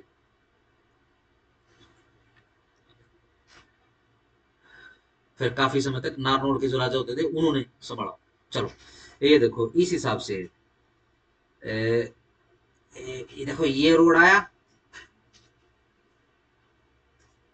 ये दिल्ली की तरफ से आ रहा है, ठीक हो गया। ये ऐसे चौक है, ये इधर लड्डू की दुकान, और ये अंदर घुस गया रेलवे रोड की तरफ, ठीक हो गया। ठीक हो गया, और ये रोड थोड़ा सा ऐसे घूमता है, ये देखो यूं घूम गया, यही रोड घूम गया, ठीक हो गया। और ये लो, ये किला रोड अंदर, ठीक हो गया। और ये इधर मस्जिद है, ये एक पतला रोड अंदर जा रहा है ना। ये बीच में एक बिल्डिंग है, यहाँ पर ऐसे तिकोनी सी बिल्डिंग है। तुमने आपके जो नए बच्चे उन्होंने शायद ये बिल्डिंग देखी कि नहीं। पहले खंडर था, किले की वो मोटी किले की दीवार दिखती थी, ठीक है ना, दिखती होती थी, ठीक है ना। जब आप इस गली के अंदर जाओगे, समझ गए ना ये कौन सी, ये तो अपना पुराने बस अड्डे पे चली गई, ये रेलवे रोड है, ठीक हो गया। ये किला रोड हो गया, मेन मार्केट होगी, इसको ये अंदर पुराना पालिका बाजार है। हाँ, पालिका चौक। ये चौक तो नया, ये तो नया चौक बना है, ये लुधियाना कुल्फी वाला, ये तो नया चौक बना, मैं तो अंदर की बात कर रहा हूँ, ये ऐसे मुड़ जाता है ये अंदर जाकर, मैं बाद में तो वहां की बात करूँ, ये तो अभी बिल्कुल रिसेंटली बना।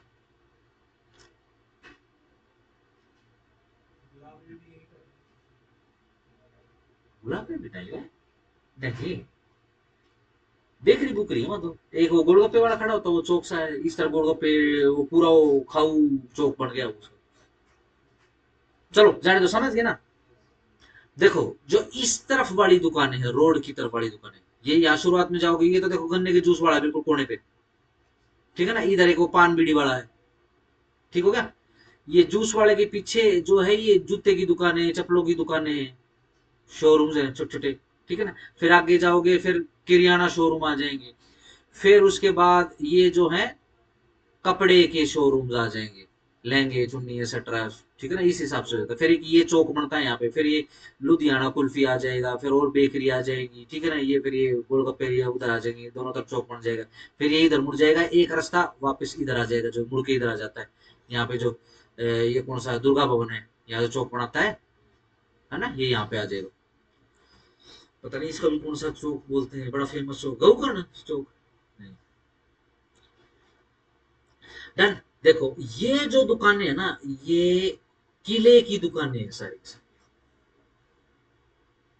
मेरे को याद है आज से 10-15 साल पहले, ठीक है जी, इनके रेंट बढ़ाने को लेकर, ठीक है ना, विवाद आ गया था कोर्ट में। इनका रेंट क्या चल रहा था, साल का 1.5 रुपया, 1.25 रुपया, 1 से 1/25, ठीक है ना। हाँ,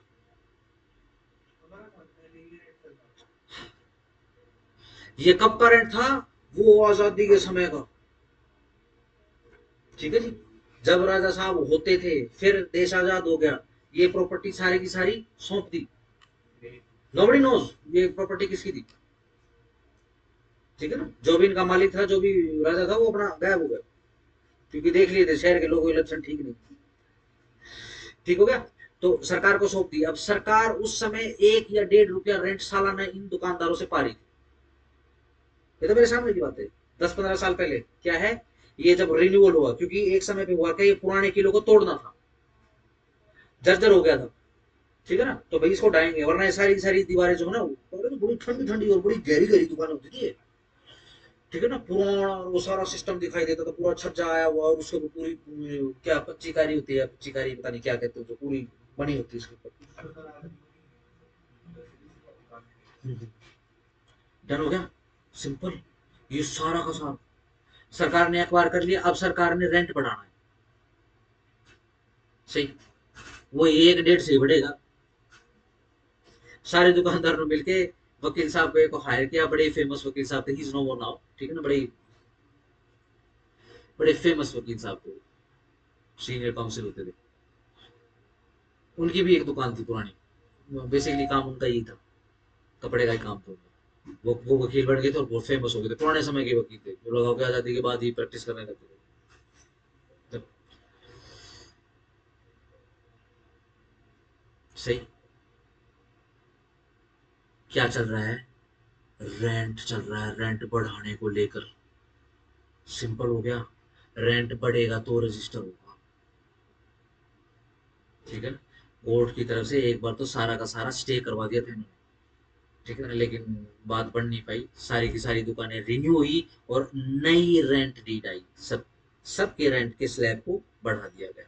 आज पता नहीं कितना, लेकिन ध्यान रखना है अभी भी सरकारी कई दुकानें इसके अंदर, ठीक है ना। कई कई दुकानों को तो बोले कि आप रेंट पे कर दो, इनको लीज पे दे दो, ठीक हो गया। चलो आगे आ जाओ, यहाँ पे पढ़ रहा हूँ प्रोविजन का। स्टेट गवर्नमेंट अगर चाहे तो ऑर्डर्स के थ्रू एग्जेम्प्ट कर सकती है किसी ऐसी प्रॉपर्टी को, रजिस्ट्रेशन के पर उसे ही बाहर निकाल सकती है। चलो ठीक है भाई, रजिस्टर नहीं करवाएंगे, ठीक है ना, बट आप कम से कम रेंट तो बढ़ा लो, ठीक हो गया। नहीं नहीं नहीं, ये तो चाल है सरकार की, ठीक है ना। पहले रेंट बढ़ाएगी, फिर बोलेगी सालाना रेंट आता है, ठीक है ना। ये तो फिर रजिस्टर करवा देंगे, ठीक है ना। रजिस्टर होगा तो उनका फायदा होगा फिर। लेकिन सरकार को भी पता है कहाँ पर रजिस्टर करवाना है, कहाँ पर रजिस्टर नहीं करवाना। ये देखो 2 मिनट में क्या कर दिया इस बोर्ड का, ठीक है ना, सरकार को पता है। सिंपल। चलो आगे आगे। 1A, the documents containing contracts or to transfer for consideration कौन सा कॉन्ट्रैक्ट है? ट्रांसफर करने के लिए, किस पर? कंसिडरेशन पर। क्या? कोई immovable property for those section 53A of transfer property act. Simple, सिर्फ पढ़ने के लिए याद कर लेना इसको। जब ट्रांसफर प्रॉपर्टी एक्ट कराऊंगा तो 53A आएगा। बहुत ही बढ़िया सेक्शन। और ट्रांसफर प्रॉपर्टी एक्ट तो ऐसा है, सारे के सारे सेक्शन, ठीक है ना। फर्स्ट जो बेसिकली 60 सेक्शंस आते हैं, वो तो एक एक सेक्शन पकड़ के उसका बक्कर उतारना पड़ेगा, बड़ा ही गंदा है। वो अंग्रेजों ने अपनी सुविधा के लिए बना रखा है, उसमें लिखा कुछ और है, प्रैक्टिस कुछ और होता है। चलो जी, shall be registered if they have been executed on or after the commencement of registration and other related laws, amendment act, those are it. And if such documents are not registered on or after such commencement, then they shall have no effect for the purposes of this said section 53। सिर्फ इसको पढ़ने के ध्यान से याद रखना। 1A section 17(1)(a) 53A TPA की बात करता है। अगर 53A के अंदर फॉल होती है प्रॉपर्टी तो कंपल्सरी रजिस्ट्रेशन है, बस इतना याद रखना। 2 पे आ जाओ। Nothing in clause B and C, कुछ भी क्लोज बी सी में नहीं है। सब सेक्शन 1 शेल अप्लाई, जिसमें अप्लाई होगा किसमें? Any composition deed. Composition deed को रजिस्टर कराने की आवश्यकता, ठीक है ना। कंपोजिट डीड, कुछ लोग मिलकर बस कोई फैसला कर रहे हैं। Any instrument relating to shares in joint stock company. Yes, कोई कागज है, कोई डॉक्यूमेंट है, किस चीज से रिलेटेड है? शेयर से रिलेटेड है। किसमें? जॉइंट स्टॉक कंपनी में। Notwithstanding that the assets of such company consist in whole or in part of the immovable property. कोई फर्क नहीं पड़ता है कि उस कंपनी की जो प्रॉपर्टी है वो एक प्रॉपर्टी के अंदर ही कंसिस्ट होती है या फिर पार्शियल प्रॉपर्टी, इमूवेबल प्रॉपर्टी की बात होती है। ठीक हो गया। सेक्शन 17(1) का बी और सी एप्लीकेबल नहीं होगा इन दशाओं में, ये लिखा है नीचे।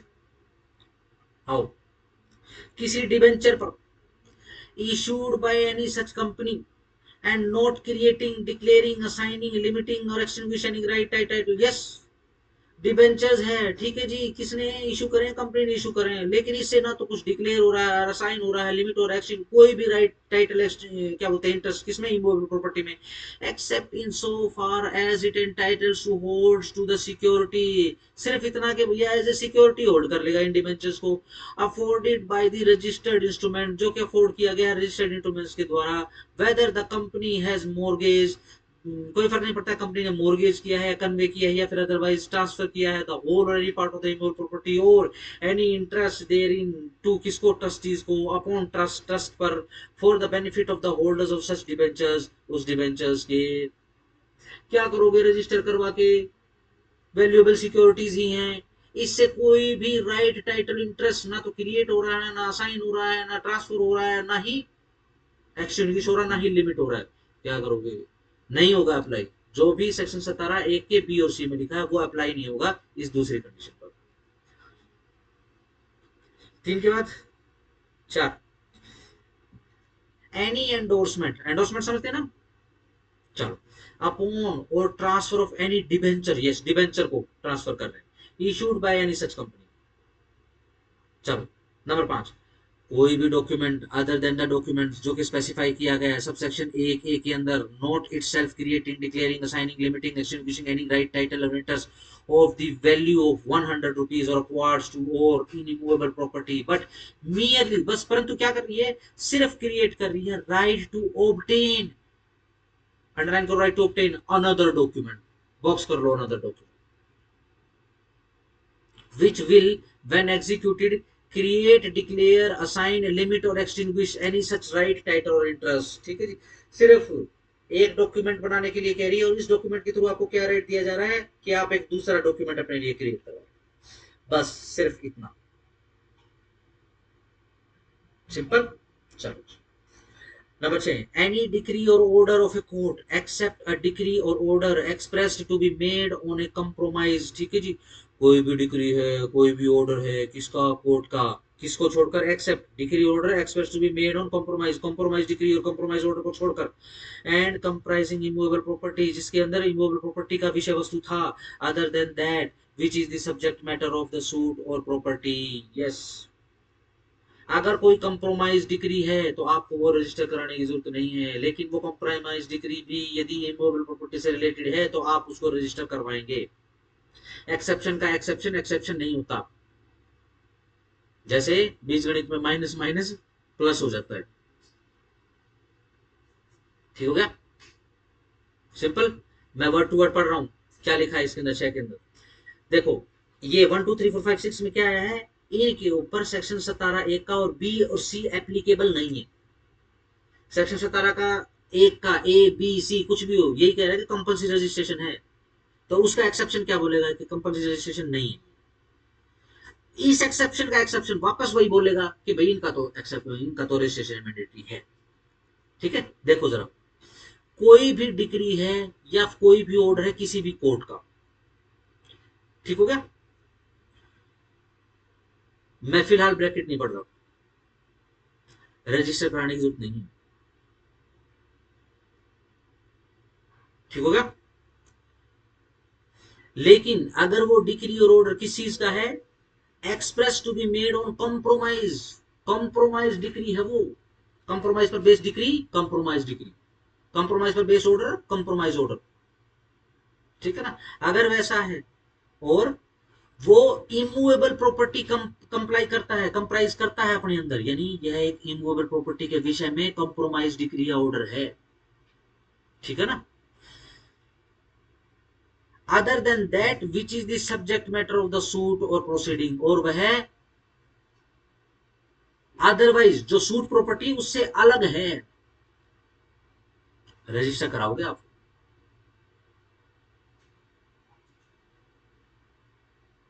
सवाल, पिक्चराइज करें, चलो पिक्चराइज करते हैं।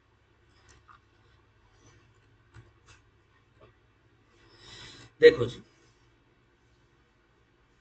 ये एक प्लॉट है भाई, ठीक है, ये लो प्लेंटिफ, 10 प्लेंटिफ्स हैं, 10 डिफेंडेंट्स हैं, सूट हो रहा है, सूट चल रहा है। ठीक हो गया, किस चीज का, ये लो पार्टीशन, डन है, सही। पार्टीशन का इसलिए कर रहा हूं क्योंकि दूसरे झगड़े के ऊपर ध्यान ना जाए, पार्टीशन। ठीक हो गया, चलो, दोनों पार्टी ने कंप्रोमाइज कर लिया। ठीक है जी, बताओ किसको देना है, प्लेंटी को बांट दे, डिफेंडेंट को बांट दे, चलो ये लो डिफेंडेंट को बांट दिया। ठीक हो गया, सिंपल।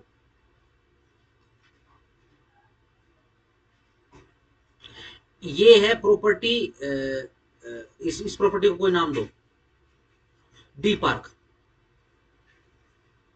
ठीक है, ये जो कॉम्प्रोमाइज के बेस्ड होकर ये डिक्री या फिर ये जो ऑर्डर आएगा, देखो इस पूरी इमूवेबल प्रॉपर्टी का डिस्क्रिप्शन लिखा होगा,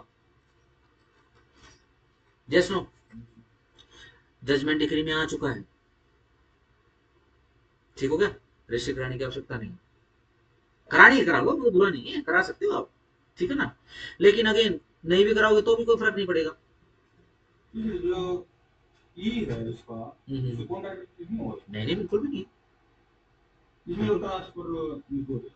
हाँ हाँ आऊंगा, उसके पे भी आऊंगा, पहले एक बार इसको पिक्चराइज करते हैं ये क्या कह रहा है। ठीक हो गया, देखो इसको रजिस्टर मत कराइए, ठीक है ना, क्यों, क्योंकि यह एक्सेप्शन में आ जाएगा। क्यों, क्योंकि ये जो है सेक्शन 17 के 1 के बी और सी में अप्लाई नहीं होगा, या फिर बी किसी सी में जो भी लिखा है वो यहाँ पर एप्लीकेबल नहीं है। ठीक हो गया, लेकिन किंतु परंतु अगर यह है डिग्री, यही वाली डिग्री ऑर्डर मैं इसकी बात कर रहा हूं, ठीक होगा, यही डिग्री और ऑर्डर के अंदर जो कंप्रोमाइज से जनित है, और वो किसी दूसरी तीसरी प्रॉपर्टी को, टी पार्क है, ये डी पार्क की थी, ये टी पार्क के विषय में कुछ डिग्री आ गई है, ध्यान रखना ये तो आपको रजिस्टर जाके करानी ही पड़ेगी।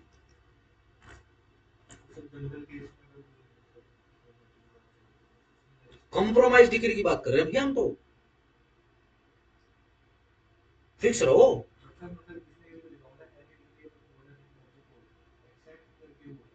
इसी में ही पढ़ रहे हो आप, बट क्या होता है, अगेन मैं बेटा यूं कह रहा हूं कि हम तो कॉम्प्रोमाइज डिग्री के विषय में बात कर रहे हैं, ठीक है ना। आप इसके अंदर मत घुसाओ ना, आप इससे अलग पूछो मेरे से सवाल, ठीक है ना। इसमें इसमें उंगली करके बता रहा मुझे, गलत हो जाएगा ये मैं दोबारा से वर्ड टू वर्ड पढ़ देता हूँ हिंदी में।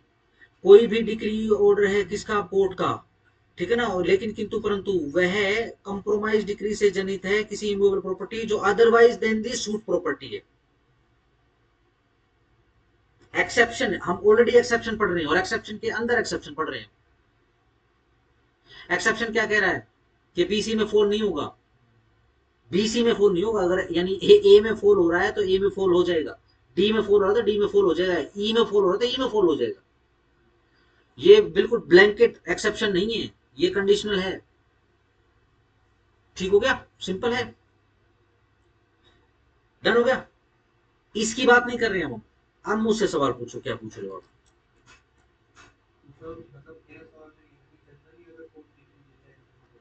हाँ, यस, यही यही तो विकास का सवाल है, ई में यही तो लिखा है।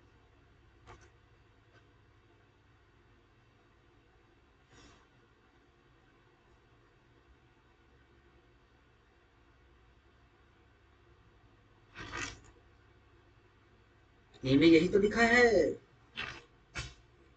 17 के एक के ई में यही लिखा है। सिंपल, डन, सही। मैं इस सेक्शन को यही रोक रहा हूं, डन। कल ये सेक्शन पूरा हो जाएगा, कल के कल में सेक्शन 18 कंप्लीट हो जाएगा, ठीक है ना। लव विकास का एक बार सवाल कर लेते हैं, एक बार डिस्कस, बताओ क्या सवाल था आपका। हाँ, हेमंत ने क्या सवाल पूछा है, हेमंत ने ये सवाल पूछा है कि अगर कोई जनरल केस है, अदरवाइज केस है, उसमें क्या होगा। उसमें मैंने बोला कि उसमें तो आप रजिस्टर करवाओ। यस, ये जो एक्सेप्शन है ये सिर्फ सेक्शन 17A के बी और सी की एप्लीकेबिलिटी नॉन एप्लीकेबिलिटी के बारे में बात करते हैं। ये सेक्शन 17 के ए, डी और ई के विषय में बात नहीं करते, ना ही एक ए के बारे में बात कर रहे हैं, ओनली बी और सी। बी और सी में दोनों में शायद नॉन टेस्टामेंट्री डॉक्यूमेंट है ना। हाँ बिल्कुल, लेकिन इसके अंदर स्पेसिफिक आ गया ना, देखो, ऑर्डर आ चुका है, डिक्री आ चुका है।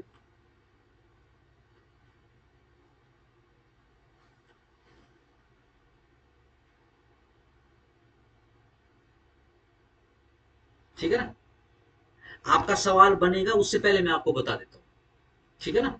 क्योंकि अननेसेसरी घर पे जाके ना अननेसेसरी सवाल माइंड में क्रिएट हो जाएगा, और असली जो अभी असली सवाल पकड़ा हुआ आपने, ठीक है ना, इसको खोजना। एक जो अननेसेसरी क्वेरी बीच में घुस जाएगी ना, क्योंकि किसी से पूछोगे, वो क्या आपको बताएगा, चलो मैं डिस्कस कर लेता हूँ।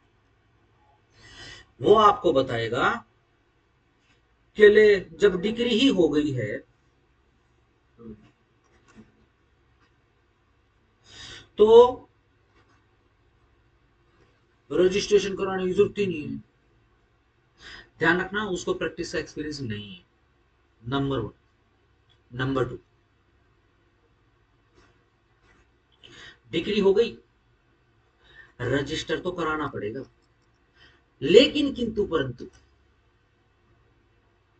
जब आप रजिस्ट्रेशन के लिए जाओगे तो, क्योंकि आपके पास डिग्री है कोर्ट की, ठीक है ना, तो रजिस्ट्रार साहब, साहब लिख देता हूं, कोई इफ बट नहीं कर पाएंगे। Registration is now becomes a formality, registration होना है इसका। जज साहब कह रहे हैं, जज of a court of justice के जज साहब कह रहे हैं, कोर्ट ऑफ जस्टिस कह रहा है, इसमें कोई भी लूप होल नहीं है, फटाफट से होगी अब।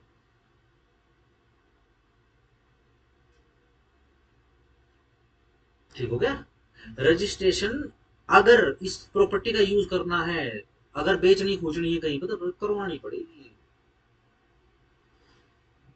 ठीक हो गया, सिंपल। अब रजिस्ट्रेशन में कोई किसी भी प्रकार की दुविधा या फिर असुविधा नहीं आएगी। ठीक हो गया, सिंपल। और जब ध्यान रखो।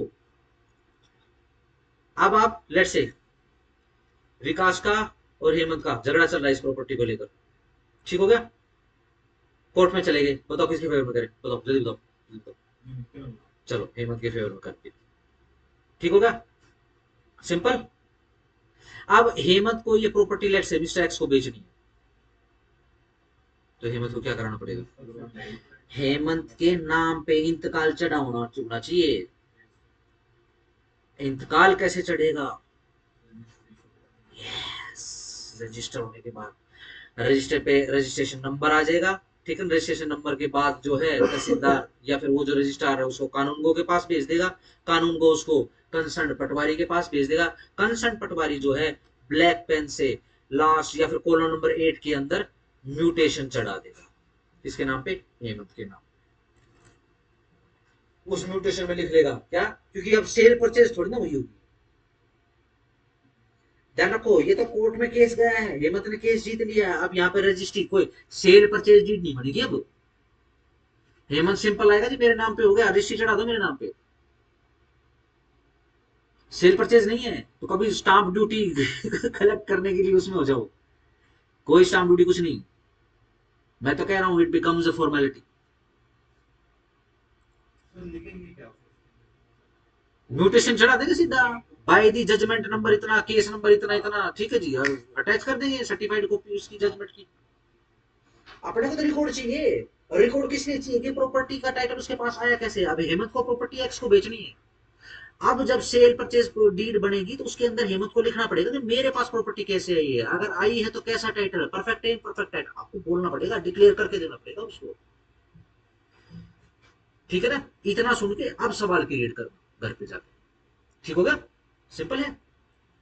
ध्यान रखना रजिस्ट्रेशन के अंदर सेक्शन 17-18 सिर्फ इतना कंपलसरी या ऑप्शनल, ये नहीं बोल रहा है कितनी स्टाम्प ड्यूटी लगेगी, किसकी कम लगेगी, किसकी स्टाम्प ड्यूटी नहीं लगेगी, इसके विषय में बात नहीं कर रहे, ठीक हो गया, सही। चलो यहीं से उठाना इसको, बस क्या है कि अननेसेसरी सवाल में, क्योंकि होगा क्या, मोटा क्वेश्चन जो तुम्हारे माइंड में डेवलप हो रहा होगा ना, वो नहीं होगा।